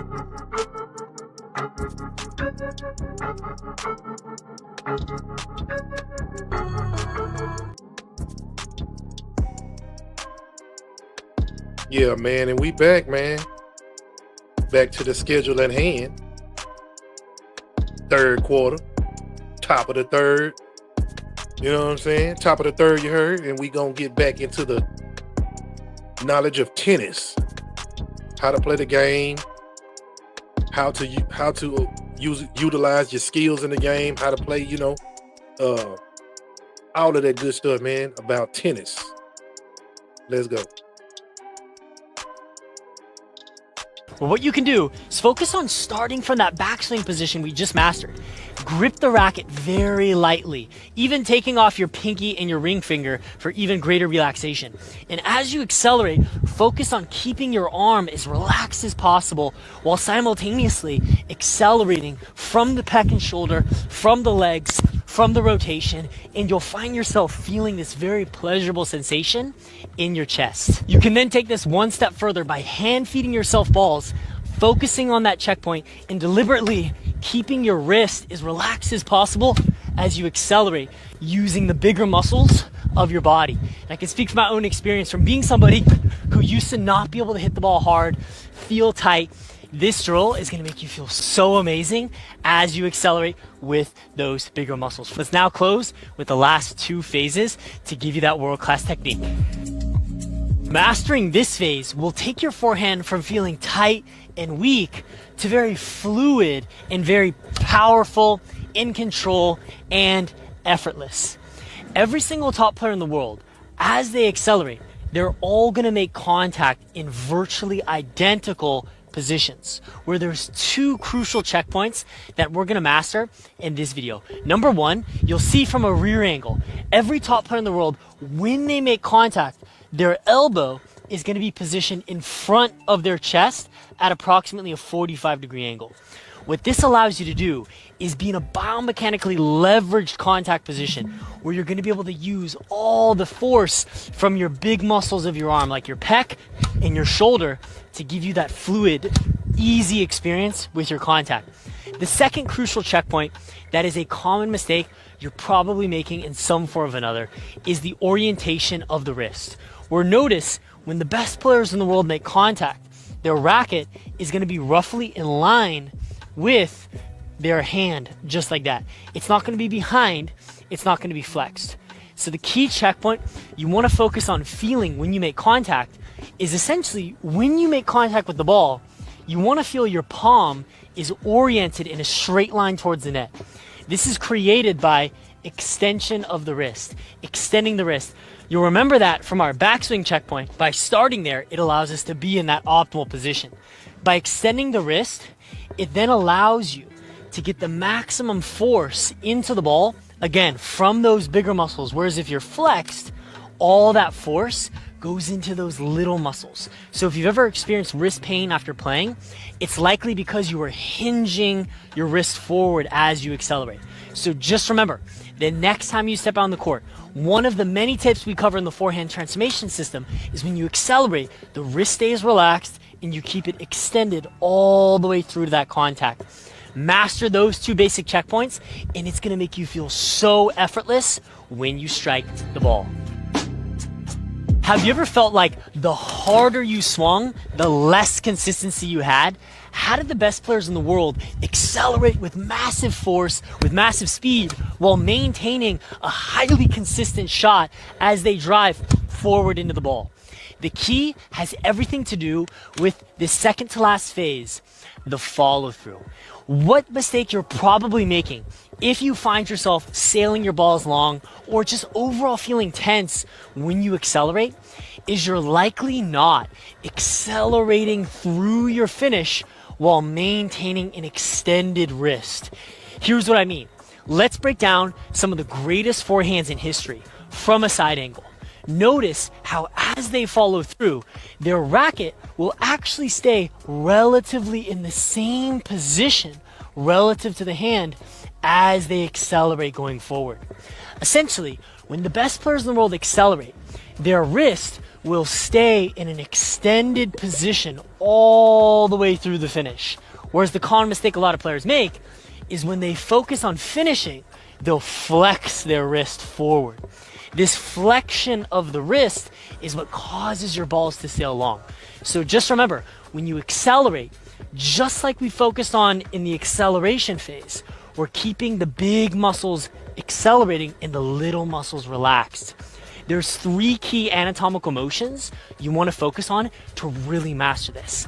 Number 1, as you're accelerating, you want to focus on adducting your arm forward. That's just making your arm go on a straight path forward. Number 2, you want to be flexing your arm. That's raising your arm up. And then the third and final motion to focus on is the internal rotation of the shoulder. That's the entire shoulder joint internally rotating. That's where the topspin is coming from. It's not from the wrist. It's not from trying to swing low to high. It's getting that shoulder to brush and internally rotate the racket just like that. As you accelerate, it's then going to allow you to generate huge force, huge spin, and huge consistency. Notice how as I execute those 3 anatomical motions, as I accelerate, I'm getting an effortless shot, I'm getting a heavy topspin shot, and I'm getting a highly consistent shot. Focus on those 3 elements during your follow-through. It's going to make a huge game-changing difference and allow you to have so much fun accelerating on that forehand. All right, so you've mastered the split, the positioning, uniturn, backswing, acceleration, contact, follow-through. Final piece, how do the pros move back to recover themselves into the optimal position? The most common mistake, if you ever felt yourself slow to react or late, it's likely you were making this mistake, where after you finish accelerating, just like we learned with the positioning phase, if you accelerate and you need to move into a much further distance, the best players in the world, after they accelerate, they're going to take those large cross steps, versus instead, don't focus on taking those small shuffle steps. All right, so piecing together all 8 phases, the split, positioning, uniturn, backswing, acceleration, contact, follow through, recovery, you'll find that when you play, you'll have a blueprint of what to focus on with your forehand, how to load up, how to accelerate, and it just makes playing so much more fun because you have that confidence of knowing you're executing every single phase at a world-class level, allowing you to be aggressive, allowing you to hit out, allowing you to have fun, and even when you miss, you'll still always have something to improve. Oh yeah, and develop to become a world-class athlete. Follow these 8 checkpoints. I invite you to click the link, join me in the forehand transformation system, and I'll see you in the next video. Let's go.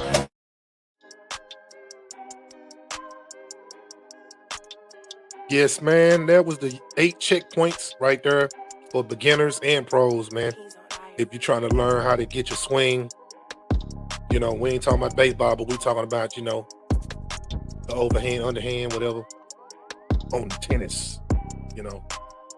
So now we about to get into some of the top greatest, all-time great tennis players. Some people know who they are, and some people don't. But I'm here for the ones that want to know. And here we go. Who plays the bigger matches better than Rafa? Welcome to Watch Mojo, and today we're counting down our picks for the 10 greatest tennis players throughout history, based on performance, statistics, and overall legacy. But in women's tennis right now, there's just Steffi, Steffi, and Steffi. Number 10, Billie Jean King. Throughout the history of tennis, one name comes up over and over again: Billie Jean King. Hailing from Long Beach, Billie Jean King is one of the most historic tennis players in history, not only for her stats, but for what she represented for the sport. King was a queen on the court, winning 39 major titles. That included 6 Wimbledon wins throughout the 60s and 70s and 27 doubles titles, making her one of the first players to consistently dominate in both fields. When we shook hands, put our arms around each other, he said, "I underestimated you." And I went, "Oh, where's my dad?" But perhaps her most lasting legacy is being a trailblazer for women's rights in sports, winning the 1973 Battle of the Sexes, creating the WTA, and fighting for equal prize money for women in tennis. Her name has since been given to the complex that hosts the US Open, a testament to her legacy in the sport. Just a topspin lob away from Shea Stadium in Flushing Meadows, New York, stands the new home of the US Open, the National Tennis Center. The site of the 1964 World's Fair, the world's best players gathered to decide an international event. Number 9, Pete Sampras. We knew something good was brewing when Pete Sampras won the US Open in 1990. Grand Slam point.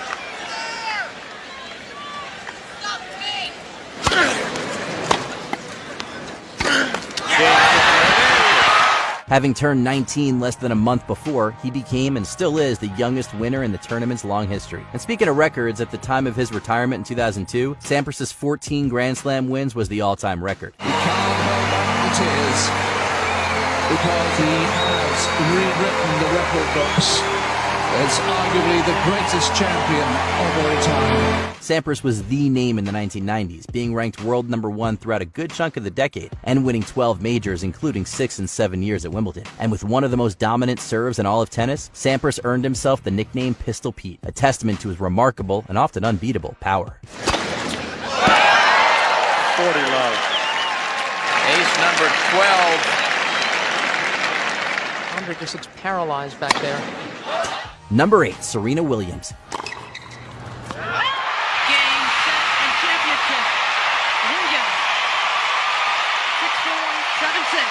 Even people who don't follow tennis know the name Serena Williams. She was a pop culture icon in the 2000s, a result of her on-court dominance, cultural and social impact, and frequent appearances in celebrity media. Williams has some unparalleled career achievements, like 23 Grand Slam singles titles and 4 Olympic gold medals between both singles and doubles. So a moment in history, it is Venus and Serena in a Grand Slam final, maybe for the final time tonight. In fact, Williams is the recipient of the rare and coveted career Golden Slam, which is when a player wins all 4 major Grand Slams and the Olympic gold medal. Williams did that in both singles and doubles, the only player in history to have done so. With one of the greatest serves in the sport, aggressive baseline play, and unmatched athleticism, Williams revolutionized women's tennis. Serena smashes Steffi's record. It's number 23, an iconic number. And like Michael Jordan, she's in rare air. The sisters embrace. They share a moment. What a special moment. Number 7, Rod Laver. And Rod Laver has won it. He's the Slam Slam, and it's undoubtedly the finest achievement in the history of this game. Like Billie Jean King, Rod Laver has a stadium named after him, the Rod Laver Arena, home of the Australian Open. Laver was simply unbeatable in the 1960s, completing 2 calendar Grand Slams. This is when a player wins all 4 majors, the Australian, French, and US Opens, plus Wimbledon, in a single calendar year. Most players never accomplish this. Laver did it twice in the same decade, in 1962 and again in 1969. Since I was a kid, my uncle told me about Rod Laver is one of the greatest of the history, if not the greatest. He also holds the most singles titles in tennis history with 200, accomplished between his amateur and professional careers. He had a complete game, with a powerful left-handed forehand, supreme athleticism, and incredible mental fortitude, and he could compete on all different styles of court. In 1962 and 1969, when he won all 4 Grand Slam titles in a year, a feat never equaled to this day, Rod this year was invited to crown the present champions at the Australian, the French, and the US Open. Number 6, Margaret Court. She was difficult to play against because she had such long arms. We called her the arm because she's got a short-waisted and long arms. They didn't call me the arm for no reason. The achievements of Margaret Court are almost divine, and with the name Court, you almost have to believe in divine intervention. Court won a total of 64 major titles throughout her career, including 24 in singles. In fact, she had completed her career Grand Slam by the time she was just 21, after winning Wimbledon in 1963. But wait, it gets better. You see, Court also managed the extremely rare, almost unheard of accomplishment of winning 2 boxed sets. A boxed set is when a player wins all 4 Grand Slams in each of the 3 disciplines, singles, doubles, and mixed doubles. Only 3 players in history have done this. Court is the only player to have done it twice. What is your most overriding memory, would you say, of your greatest achievements in tennis?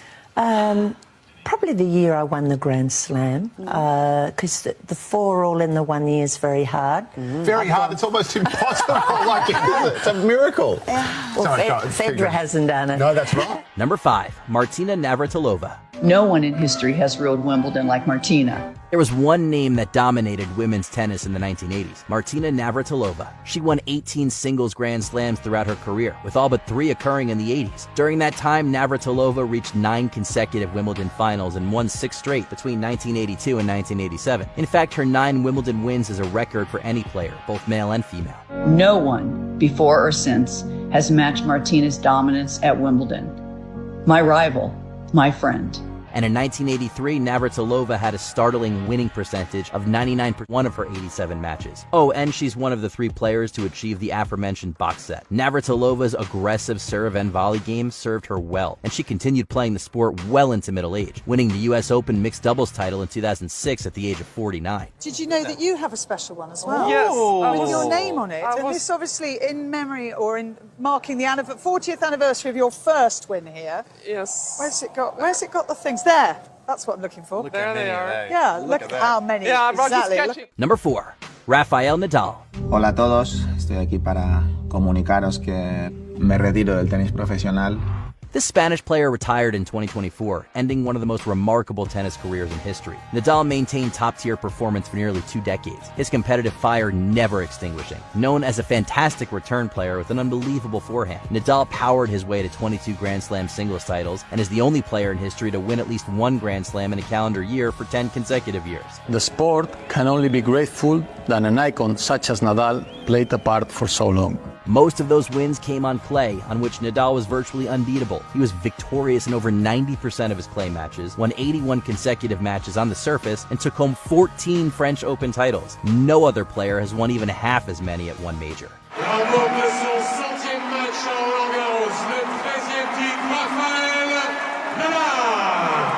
Number 3, Steffi Graf. It's that powerful forehand that has helped Steffi Graf become an international superstar. There's no question the 22-time Grand Slam champion still has an aura on court. This German woman was born to play tennis. In 1983, she played in the French Open at just 13, making her the youngest player at the time to compete in a major. In 1988, she won the coveted Golden Slam, making her the only player to have done so in the same calendar year. She's also the only tennis player in history, either male or female, to achieve a quadruple career Grand Slam. Steffi Graf won all of the Grand Slam tournaments multiple times. In 1988, she even won all 4 in the same year, plus the Olympic gold. She's the only woman in history to complete a Golden Slam. And then there's the fact that she set the records for most year-end #1 finishes, 8, and most weeks spent as #1, 377. And many other esteemed players, including Billie Jean King and Serena Williams, have called her the GOAT. So yeah, Steffi Graf was pretty good. You know, these things I don't realize till some people tell me that. So you're not obsessed with the statistics and the records? No, not at all. Number 2, Roger Federer. I wanted to ask you, Switzerland is really cold, right? Not always, but most of the time. There isn't too much livestock. So why do they call you the GOAT? Simply watching Roger Federer play was a thing of beauty. It was like ballet, with his grace, fluidity, and precision earning widespread acclaim and making him a model of technical brilliance. Of course, he has the career achievements to show for it. Federer took home 20 major titles, including 8 at Wimbledon. Again, what a player! 3 sets to love. What a champion here at Wimbledon. The first man to win 8 championships. Yet another extraordinary performance. He also spent a record 237 consecutive weeks at #1 throughout the 2000s, showcasing an extended period of dominance. And speaking of extended dominance, Federer remained competitive well into his late 30s, winning his final Grand Slam in 2018 at the age of 36, a rarity in any sport, let alone one as physically demanding as tennis. And with exceptional sportsmanship, there was simply no reason not to like Mr. Federer. He has done it!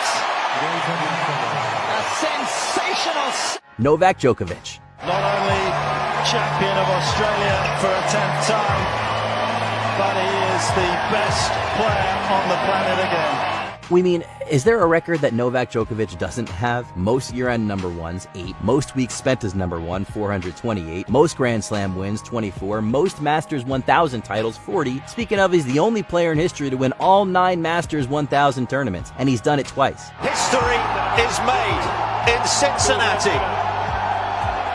Novak Djokovic becomes the first man in singles to capture all 9 Masters 1000 titles.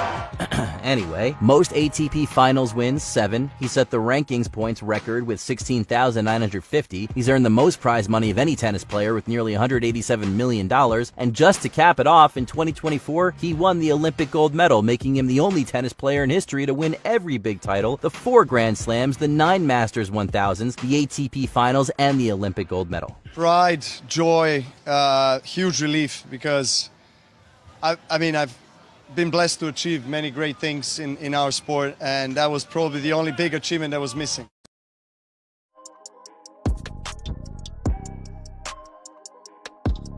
And yeah, man, that was your top 10 greatest tennis players of all time right there. So, we just ran down through the tennis, man. You know what I'm saying? And we about to head to a commercial break at the end of the 3rd quarter, going into the 4th quarter. You know what I'm saying? About to be at the top of the 4th. So let's get to it, man. Go to a commercial break real quick.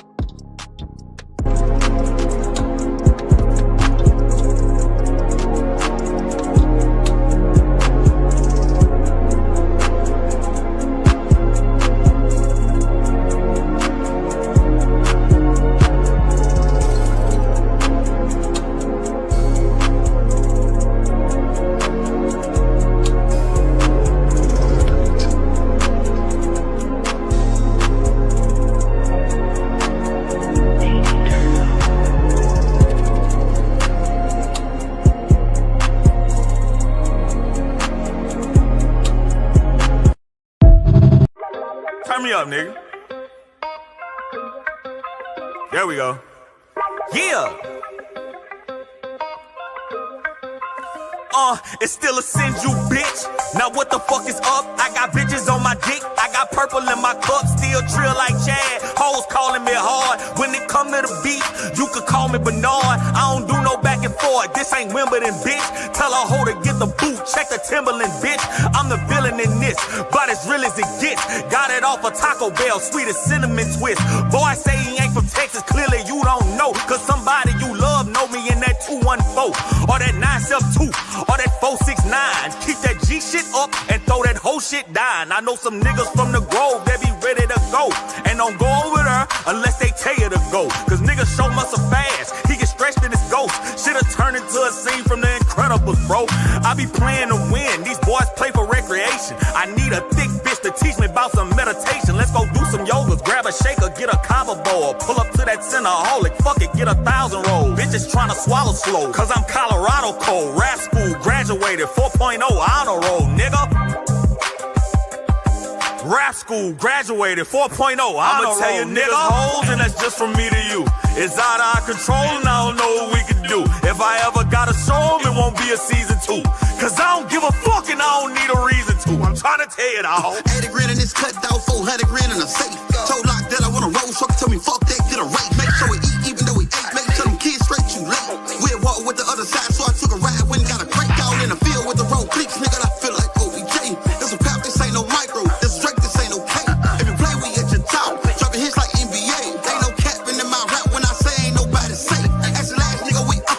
To be honest, ain't no way. Whole city know this my work high, cause he died trying to celebrate. With a sip safe. Interview on my plate, so I ain't pay.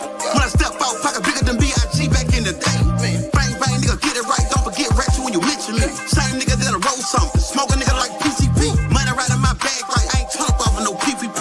Same nigga used to walk with me, can't walk, now that nigga even me. Get stopped if you trying to get to me. Turned up, now they can't do shit with me. Hoes what they gon' send, but I'm too advanced to let a bitch get to me. Stick under my pants, 30 grand stuck inside my mirror G. Bad bitch in my lens, acting like a fan, said she wanna be with me. That's a lie, cause a bitch threw something on her, baby daddy wanna click with me. Beefing with the old option, ain't dicked out, trying to take a hit for me. Damn, got the whole shit on their feet now. Got the whole bit I'ma tell you niggas hoes, and that's just from me to you. It's out of our control, and I don't know what we can do. If I ever gotta show them, it won't be a season 2. Cause I don't give a fuck, and I don't need a reason to. I'ma tell you niggas hoes, and that's just from me to you. It's out of our control, and I don't know what we can do. If I ever gotta show them, it won't be a season 2. Cause I don't give a fuck, and I don't need a reason to. I'm trying to tell you, dawg.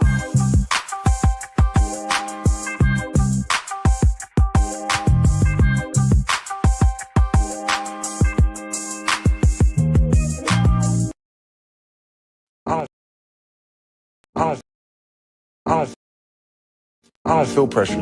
I don't feel like I'm one of them people. Come on. Like no, for real. Like I don't feel in the pressure. NBA, they all say step up to the free throw. Like I don't feel pressure, and then doink doink. Nah, free throws is way different. Pressure is something when you feel if you're lacking preparation. Like I never felt like I was unprepared for my moment. That's the way I am in business, man. I can walk into any situation, and I'm prepared. I'm finna come out and practice. I'm gonna do everything that y'all physically and mentally need to see from me to show you how to do this shit right. Business is the same way, right? If you're not focused, that same preparation attitude is everything. The NFL, the NBA, obviously super competitive, but business is the ultimate competitive sport.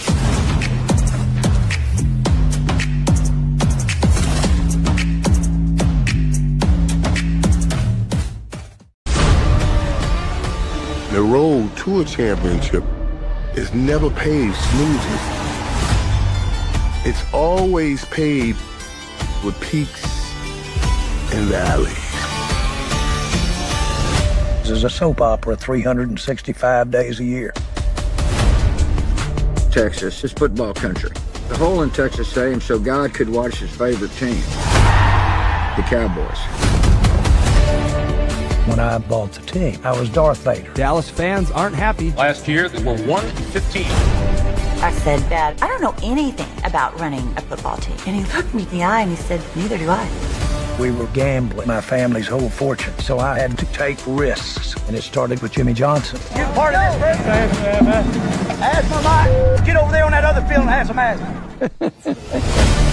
And he made practice hell so the game is heaven. We were ready. Showtime.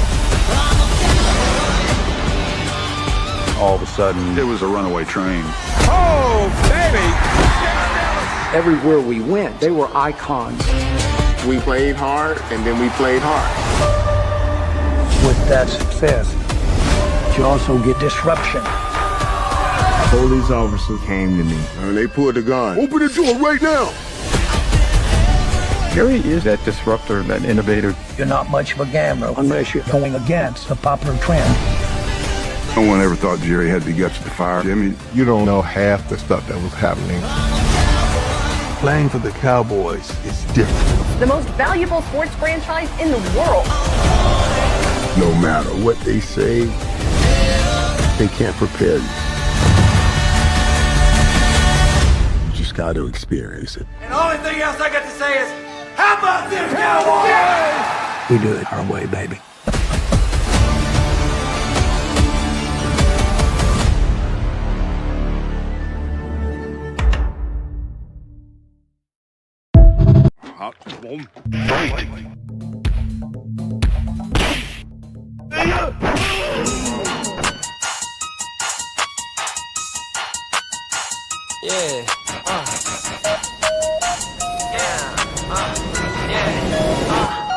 You a genius. Fly as Asian, never kicking shit like Luke Kane. Feeling like a superstar, I got on 2 chains. Pulling up black years, feel like Bruce Wayne. Could've bought another car, but I went plain Jane. I'm the fly as Asian, never, they ain't like me. Flipping on all these plays, I feel like Bruce Lee. Real life, Jackie Chan, my life a movie. Diamonds dancing on my chain, they get groovy. Thumbing through the racks, I don't need no money counting. Send the head in the bank, wipe it by the hour. Walking DGs, forecast money shower. Stack the money tall, higher than reunion tower. 100 band, 100 band, 100 band. Check coming in, do my money dance. Running through the play like a running back. Vest in the club, get 100 back. Bring me a plate, I'll go business, guarantee, get all your money back. Head walked in, walked right out and passed me a bag with 100 racks. Then had a name before I turned the mic on. Ice on my neck and wrist like I'm frozen. I ain't asked for a hand, I put myself on. I done made half a ticket off a cell phone. 2 watches, 2 bracelets, 2 chains. Feel like the man, I got on both of my rings. Bro flipping bows and I'm up wiping banks.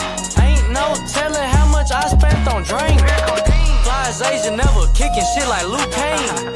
Feeling like a superstar, I got on 2 chains. Pulling up black years, feel like Bruce Wayne. Could've bought another car, but I went plain Jane. I'm the fly as Asian, never, they ain't like me. Flipping on all these plays, I feel like Bruce Lee. Real life, Jackie Chan, my life a movie. Diamonds dancing on my chain, they get groovy.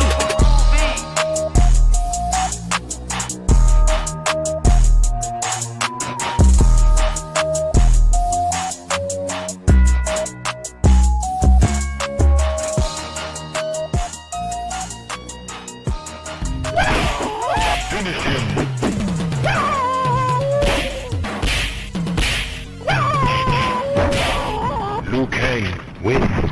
Flawless victory. Fatality.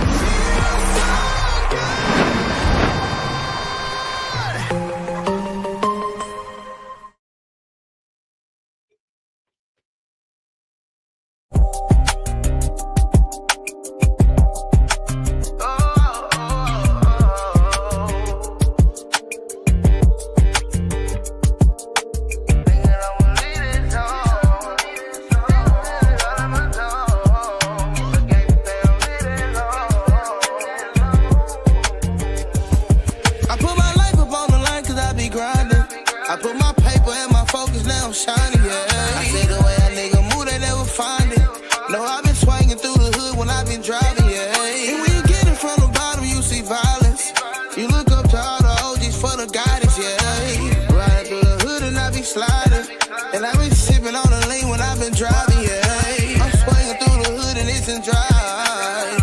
Riding through the hood when I'm on side. Outside up in the hood and they gon' see me in the mentions. Little brother been a gangster, he been thugging for a minute. But nigga don't believe that song.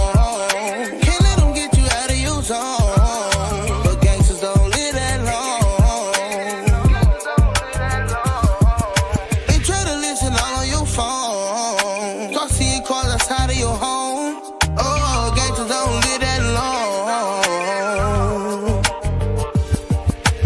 Never want to be a gangster, nah, that ain't my stilo. It's occasion when you come in the door, ain't looking at no peephole. Brought up around structure, they say Miri had the Chico. I'm Mr. Lucky in the bank, I'm not your average Negro. Growing up, you people so dope, you was influenced. Shit, I'm all in, my mindset, I'm trying to get to it. On the road doing the speed limit, watching for the troopers. Told my mama we gon' ball forever, she know I ain't no hooper. Tank on F, trunk full of top shelf. Nigga, I got to it, ain't asked for help, they play, we laying belt. Trying to think of ways for everybody, ain't thinking for myself. Ass around fat boy, one of the realest niggas left. That shit facts. From Section 8, now we toasting up. When we pop out, it's a movie, that's why blogs posting us. You ain't a hater type and you a hustler, come get next to us. If I'm around, I'ma give you the game, it's best to soak it up. But nigga don't believe that song. Can't let them get you out of your zone. But gangsters don't live that long. They try to listen all on your phone. Start seeing cars outside of your home. Oh, gangsters don't live that long. Look, you know the story here. Ain't no happy endings in this movie, ain't no glory here. Everybody shooters, whole bunch of Robert original. Old folks talk about them euphoric years, but ain't shit sweet. It's really more like a horror film. A young homie had it real bad. Infatuated with the beef, any problem. He want the drill leg, caught a hell a damn quarter point and wasn't even a little sad. Granny lost her house trying to pay up on that appeal tab. That ain't gangster when a nigga crash. I think it's gangster when you go out and hustle, come back and fill a stash. Pass it down, put on your partners, get them a bigger bag. My whole team strong, fuck you saying, whoop that gorilla ass. Young goat, boy, I'm really that. Fuck smoke, I like Baltimore Bay, where all the bitches bad. Free game, rule number 1, my nigga get the cash. The tough die first, the smart niggas the ones who living last. But nigga don't believe that song. Can't let them get you out of your zone. But gangsters don't live that long. They try to listen all on your phone. Start seeing cars outside of your home. Oh, gangsters don't live that long.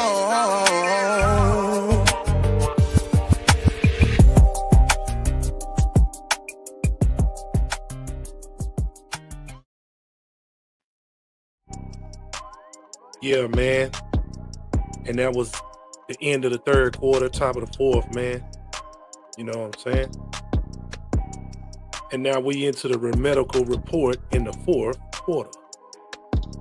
You know what I'm saying? Let's go and get to it. Find out what's going on out here in the medical field. The false step claimed another Achilles this week as Mets right-handed pitcher Griffin Canning went down while reacting to a ground ball. Let's break this down. Canning is a right-handed pitcher, which means there is strong biomechanics rationale for why he might have developed chronic Achilles tendinopathy on that left stride or plant side. Let's discuss how this occurs and why it likely played a role in what we saw. Starting with the wind-up and leg lift phase, the left leg lifts into stride while weight remains on the drive leg on the right side. Moving into the stride phase, the left leg moves forward through the air in preparation for foot plant. There's no direct Achilles load yet, but this sets up the upcoming eccentric load during the foot plant, aka the stride foot contact phase. The left foot lands on the mound, often with the left heel and simultaneously the midfoot contacting the slope first to absorb body momentum and brace for trunk rotation. The left Achilles tendon is now under high eccentric stretch tension. This force tends to concentrate at the mid-substance or middle area of the Achilles, where the tendon is biomechanically most vulnerable to degeneration. During trunk rotation and arm acceleration, the torso rapidly rotates to deliver the pitch. The left foot remains planted to stabilize the lower half. The Achilles continues to act isometrically, resisting collapse while the rest of the body unwinds over. The follow-through and deceleration phase occurs after the ball release. The body continues to move forward while the left leg acts as a brake. Notice the external rotation at the hip and foot to help decelerate trunk rotation and maintain balance. This causes a torsional loading of that left Achilles tendon at the mid-substance, which is already under eccentric tension. The combined forces of the ground reaction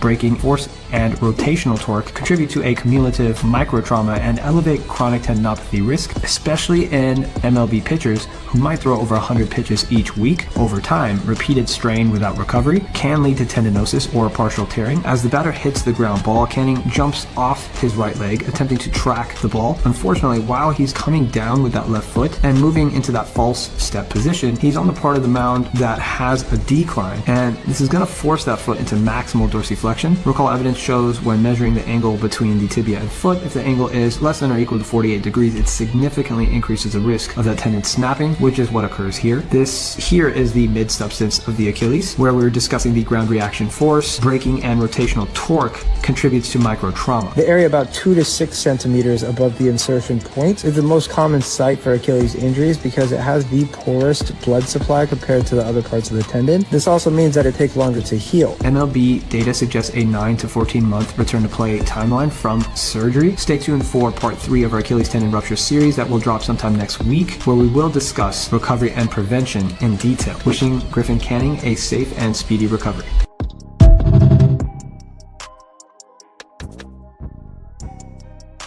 Man, there's a lot of Achilles eruption tears. Man, Achilles is killing all the players. I'm talking about a killer, bro. Hey, we got to do something better with these shoes, some better protection. Man, I never seen this many Achilles tears in careers, man.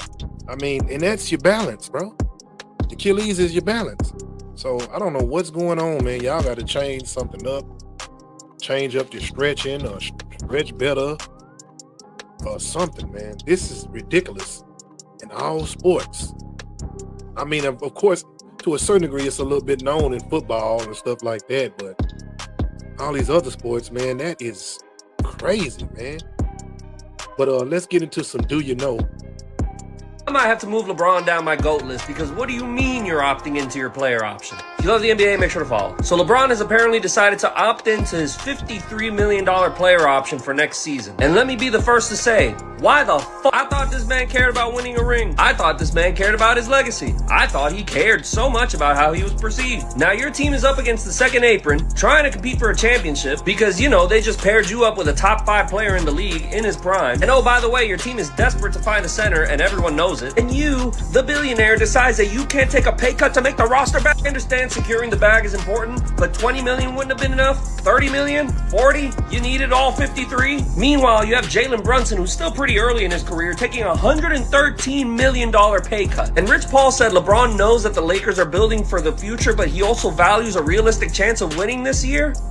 What does that even mean? Things like this are exactly what LeBron haters have been criticizing him for years. And this time, I cannot defend it. Bro's literally a billionaire and can't take a pay cut. What the f***?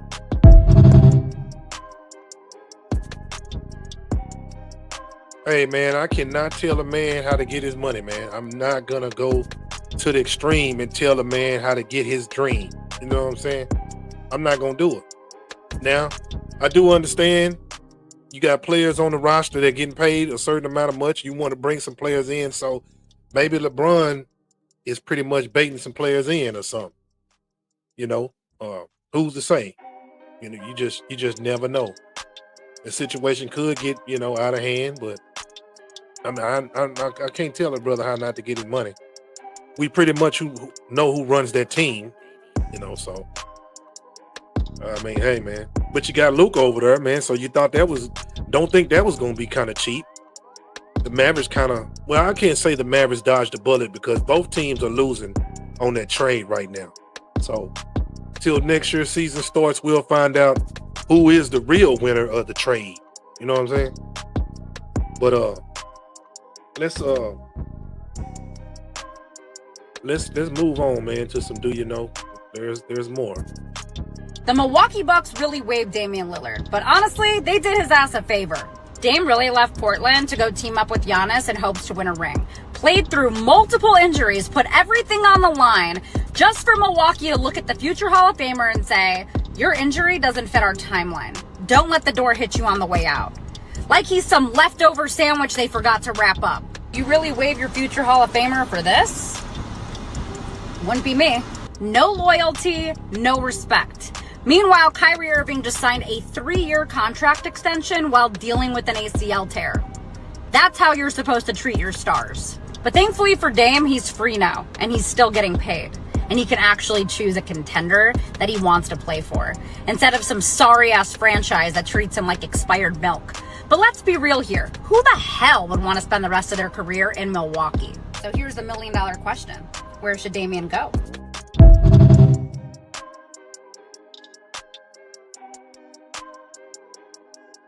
Well, part of this situation right here, you know, Milwaukee Bucks got $107 million 4-year deal with your boy. You know what I'm saying? So, I don't know, man. It's Turner. I don't know. Giannis might get up out of there. I don't know, man. It's boy, if Giannis leave, man, he got so many options where he can team up with some good teams, man. Hopefully, you know, I hate to hear that from Dame Dollar, man. But hey, Dame Dollar free to go wherever he wants to now to try to get him a ring. Just get healthy, bro. Just don't rush to get back, man. Just get healthy, and we'll be waiting for you. You know, those Achilles tears and stuff like that is not nothing to play with. But the Mavericks prove loyalty to Kyrie, man. You know what I'm saying? Straight loyalty, man.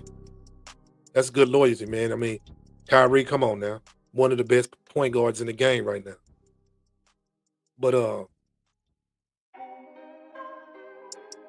let's get into some more Do You Know? No fucking way. This is not happening. New Laker owner Mark might want to waive Bronny James? No fucking way. All that hard work LeBron James did to get his son to the fucking Lakers, now this new owner wants to waive him? This is horrible. At least give the guy a fucking chance to prove himself with more minutes on the Lakers. Don't just take him and waive him. That's fucked up. That's not cool. That's not cool. What you guys think? Should they waive him from the Lakers? That means I don't think any team is going to pick this kid up. But should the new owner waive him? Put it in the comment. I want to hear this shit, because this shit's going to be funny as fuck. Post this. Repost it. Follow. Share. Let me fucking know what you guys think about this shit.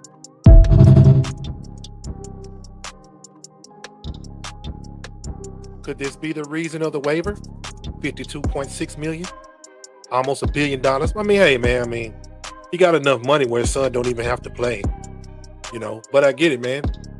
Family, you know. Keep the money, get your own, build your own, you know what I'm saying? LeBron is actually doing something no player has ever done.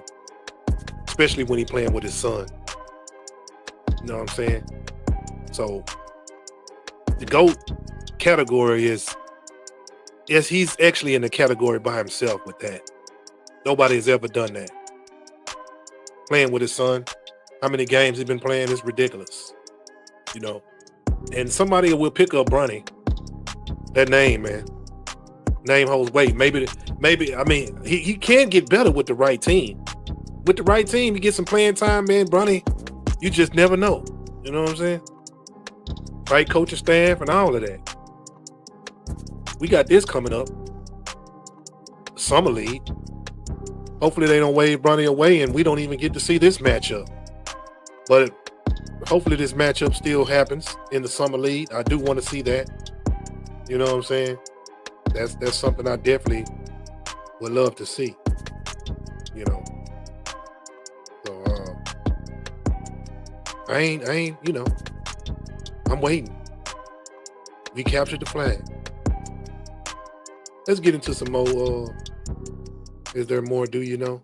Let's see. Training camp is almost here. Oxnard, California. Man, I'm excited about the edge rushers. Like, I know Micah is going to be on one side. I really don't know who's going to be on the other, because you've got Donovan Isiraku, the rookie. You've got Marshawn Nealon, who might be the better run defender in the group. There's also Sam Williams. And then, obviously, Dante Fowler Jr. I think truly that it's going to be a rotation opposite of Micah Parsons. But here's kind of the key factor I think that's going to happen. I think you're going to see Micah Parsons line up in the A-gap and off-ball. You envision one of these undrafted free agents having a legitimate shot at the 53-man roster. Yeah, I think you hit the nail on the head in terms of usually history would tell us, Mauricio, that one of these undrafted free agents is going to make it. And it's Justin Barron from Syracuse and Elijah Clark from Syracuse. I'd expect both those guys to contend for practice squad spots. So we'll see. I think UTFA might be tougher than normal than years past to make this team.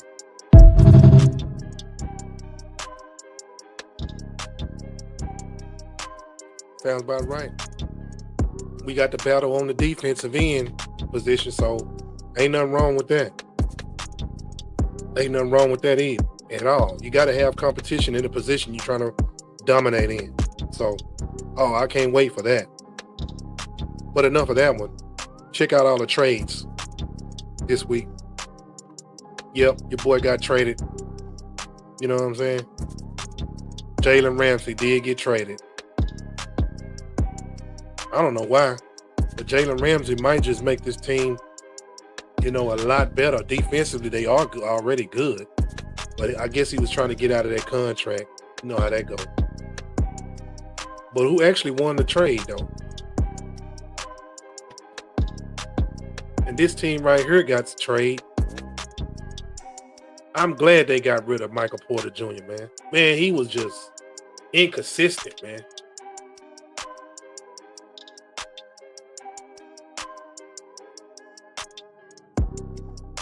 Yeah, Michael Porter Jr. Was the weakest. Pretty much, man. I ain't gonna just say weakest link, but he just wasn't consistent. I don't know why he wasn't consistent, and he was really hurting the team. I mean, really, really, really hurting the team, man. But I really think Denver won the trade by getting rid of Michael Porter Jr. and getting Cam. And this guy right here got signed to the Grizzlies. 5 years, $248 million deal. And this guy right here, this trade, one who I'm really thinking this trade was a pretty good trade too, man. Lonzo Ball. This might be an even trade right here. This might be an even trade because Ball, to the Cavaliers is a plus. I mean, Cavaliers are already kind of deep. Maybe that's where LeBron going to Cleveland, back home to Cleveland. LeBron going back home to Cleveland. Bronny coming to Cleveland. I don't see him going nowhere else, man. I mean, Dallas. We don't want him. I don't know, man. I wouldn't want LeBron here, man. It's gonna take away from some of the youth players we got that's trying to do good, but I get it, man. You go where you can win. Go where it's a better put together team where you can win some. And then you got this signing right here. Rockets signed Capella. You know what I'm saying? He agreed to a 3-year deal. $21 million deal. 21.5. You know what I'm saying? So that was a good pickup. Man, Houston Rockets is coming up with something, bro. They are trying to do something. You gotta watch out for Houston, man. But let's get into another part of the show where we gonna, talk our a little bit. You gotta talk a little bit of smack.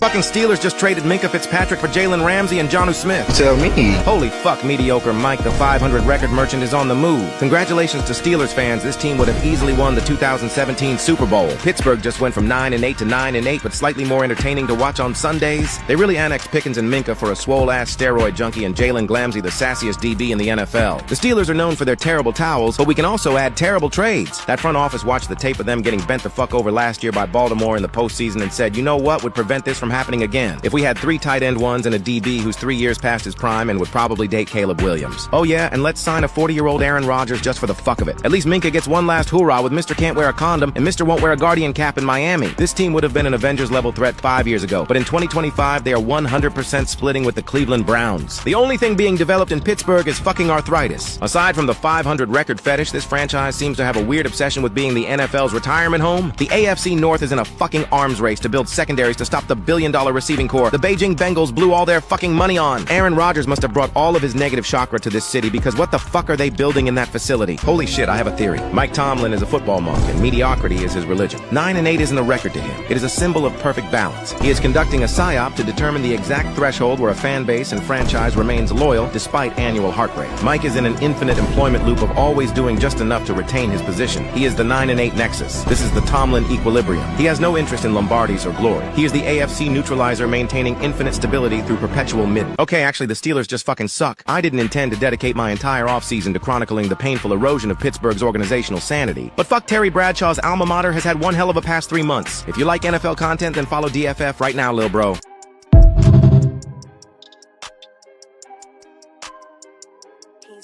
Yeah, man, y'all gotta understand that trade right there was crazy. It really is, man. I don't know what was the purpose of that trade. I mean, because Mika's a pretty good safety, but I don't know, it must be something going on in the locker room. That's all I can say. I mean, it's probably an even trade though. Really, it's kind of even. You got a DB, you get rid of safety for a corner. I mean, maybe you just want maybe they have a safety already that can, do just as great as the job, and they feel like they want to solidify that other cornerback position. So, hey, we'll see, man, when the season starts. But the Steelers, man, I don't know what is going on with the Steelers.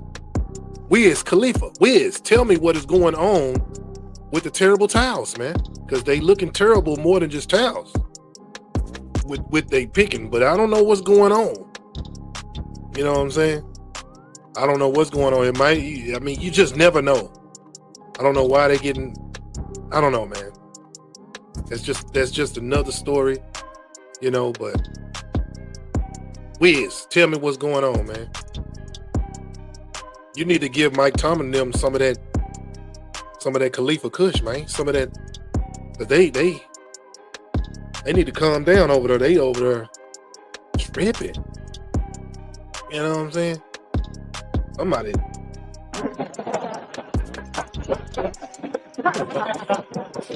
Help them. Now we finna get into the tapping into the future a little bit. Just gonna tap into the future, see what's going on with the young generation. Because the young generation is doing some things that ain't never been done, man. Steady breaking history, steady showing people what you can do besides just what the norm, you know what I'm saying? So we finna tap into the future real quick, like, especially on this.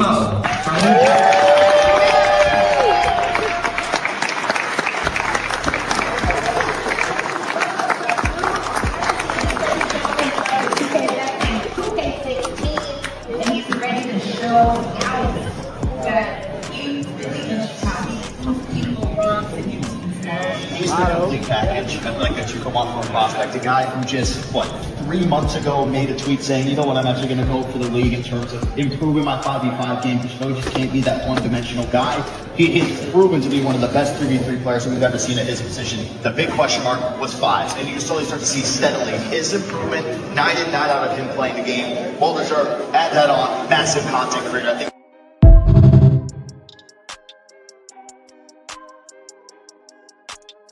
Man, can you believe this, man? They having a draft, bro.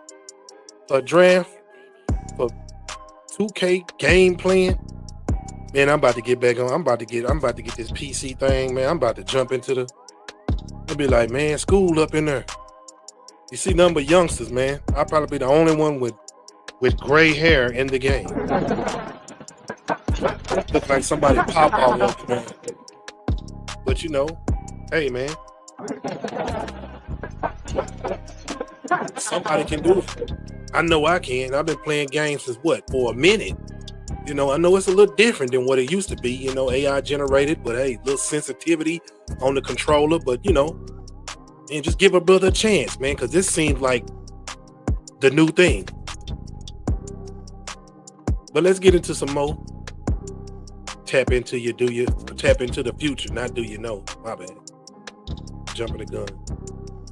I was the son of Larry Fitzgerald, the brother of Travis Hunter, and the nephew of Kobe Bryant, all sharing the same football field. world? Well, this 7-on-7 All-Star game was one for the ages, because all of these relatives of sports icons made some ridiculous plays. Overtime's next up 7 games featured the best sophomore high school football players going up against the best juniors, and the talent was most definitely on display. This was a back and forth game from the jump, but Devin Fitzgerald was trying to change that after this contested catch for a touchdown, and he followed that one up with another insane grab for the conversion. But the sophomores were able to answer after Travis Hunter was able to get loose in the secondary for a big touchdown. The sophomores found themselves down 2, driving with a chance to take the lead, but that's when 5-star safety Jet Washington came out of nowhere for the clutch interception. And you could say Jet gets that clutch factor from his uncle, Kobe Bryant. The juniors would go on to get the win, as Devin Fitzgerald took home Next Up 7's MVP.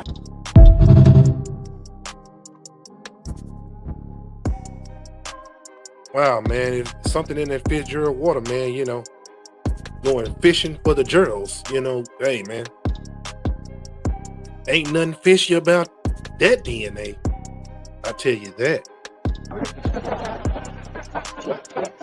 But, you know, it's a lot of kids and a lot of young guys playing in the league that's fathers and uncles used to play in the league, man. I'm just saying, I'm looking for the new improved names, man. The new people, somebody ain't never heard of, first generational wealth. Person that come from the street, didn't have an opportunity or nothing, man. Couldn't even get the training and had the money, the funding or nothing. I get it, man. You keeping the wealth in the family, but man, it's something about somebody that come from the bottom to the top. I'm talking about grind, no name, didn't have a chance, man, because it's something in them more than what you would think just in the DNA, man. I'm looking for that because now, man, the game is starting to be watered down a little bit. Starting to be already feeling expected. If you already, you know, at the roof, I mean, touching the sky ain't too far away, but when you in the dirt, you know what I'm saying? You got to come all the way up, bro. That takes something. That's something that can't be taken away, man. And it looks like it's getting taken away. Like I said, I'm looking for the next best, man. And nothing to these guys that got the name, that got the training, that got the DNA, and the people that's been in the game before them, gave them a cheat sheet, cheat code. Nothing wrong with it. I ain't knocking it at all. But I am looking for the next best thing. The no name. The one that's trying to build a brand. Now let's get into the point of the show where we just gonna talk to him a little bit, man. Give him some game. Who would you rather party with? To the left or to the right? As I look at this picture, to the right, I see they are making sure that the designer bags are in the photo. So I know if I go to kick it with the people to the right, I'm going to end up spending some money that I did not intend to spend. I'm going to have to get a section, a couple down Julio bottles, maybe 2 to 3. I'm going to have to get the hookah. I'm going to have to lay the foundation for the night. And that foundation is going to cost me money. Now, as I look to the left, we see no designer bags. We know the girls on the left just want to have a good time and go to hell home. We know the girls to the left, if I'm an athlete, I'm walking in the door and they all over me because they know my stats and they know who the hell I am and they drooling over me. But if you go to the left and you kick it with the ones to the left and something goes wrong with the snow bunnies, you can find yourself in a deep hill of trouble. So I think it's safer to kick it with the ones on the right, even though it's going to cost us more money, but the ones to the left can possibly cost us some trouble. So I'm going to make sure I got some bank and I'm going to kick it with the ones to the right, and I'm going to rock like that just to be on the safe side, just to be on the safe side.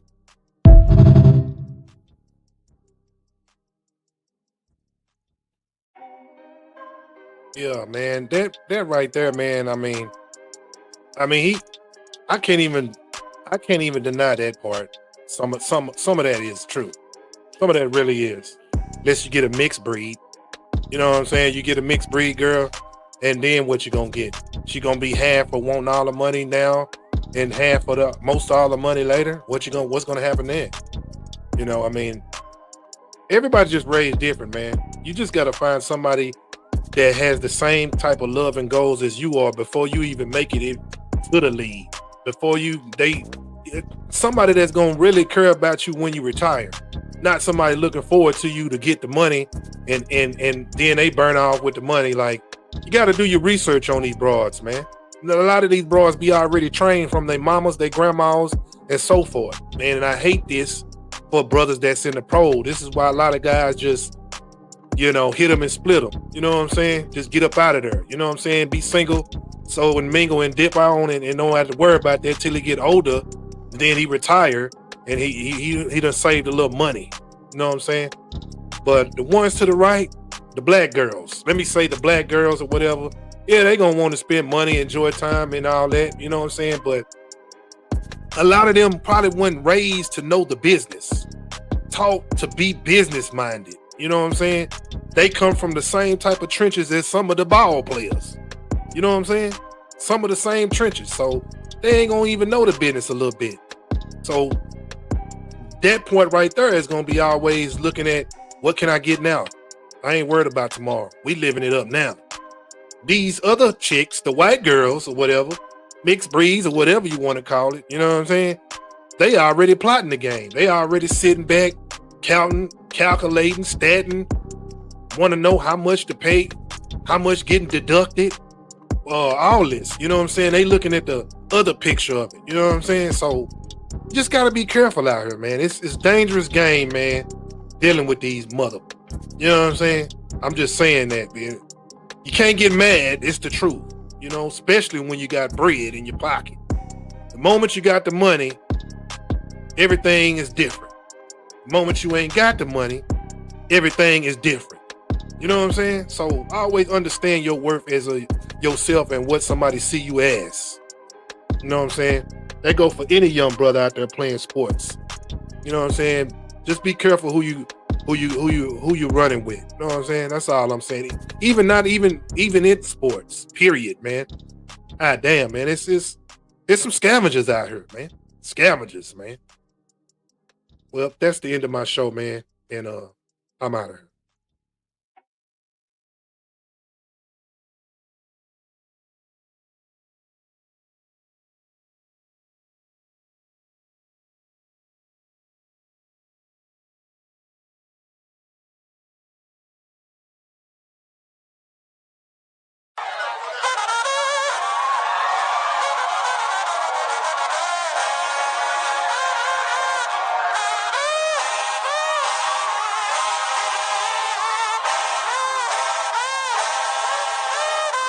Record.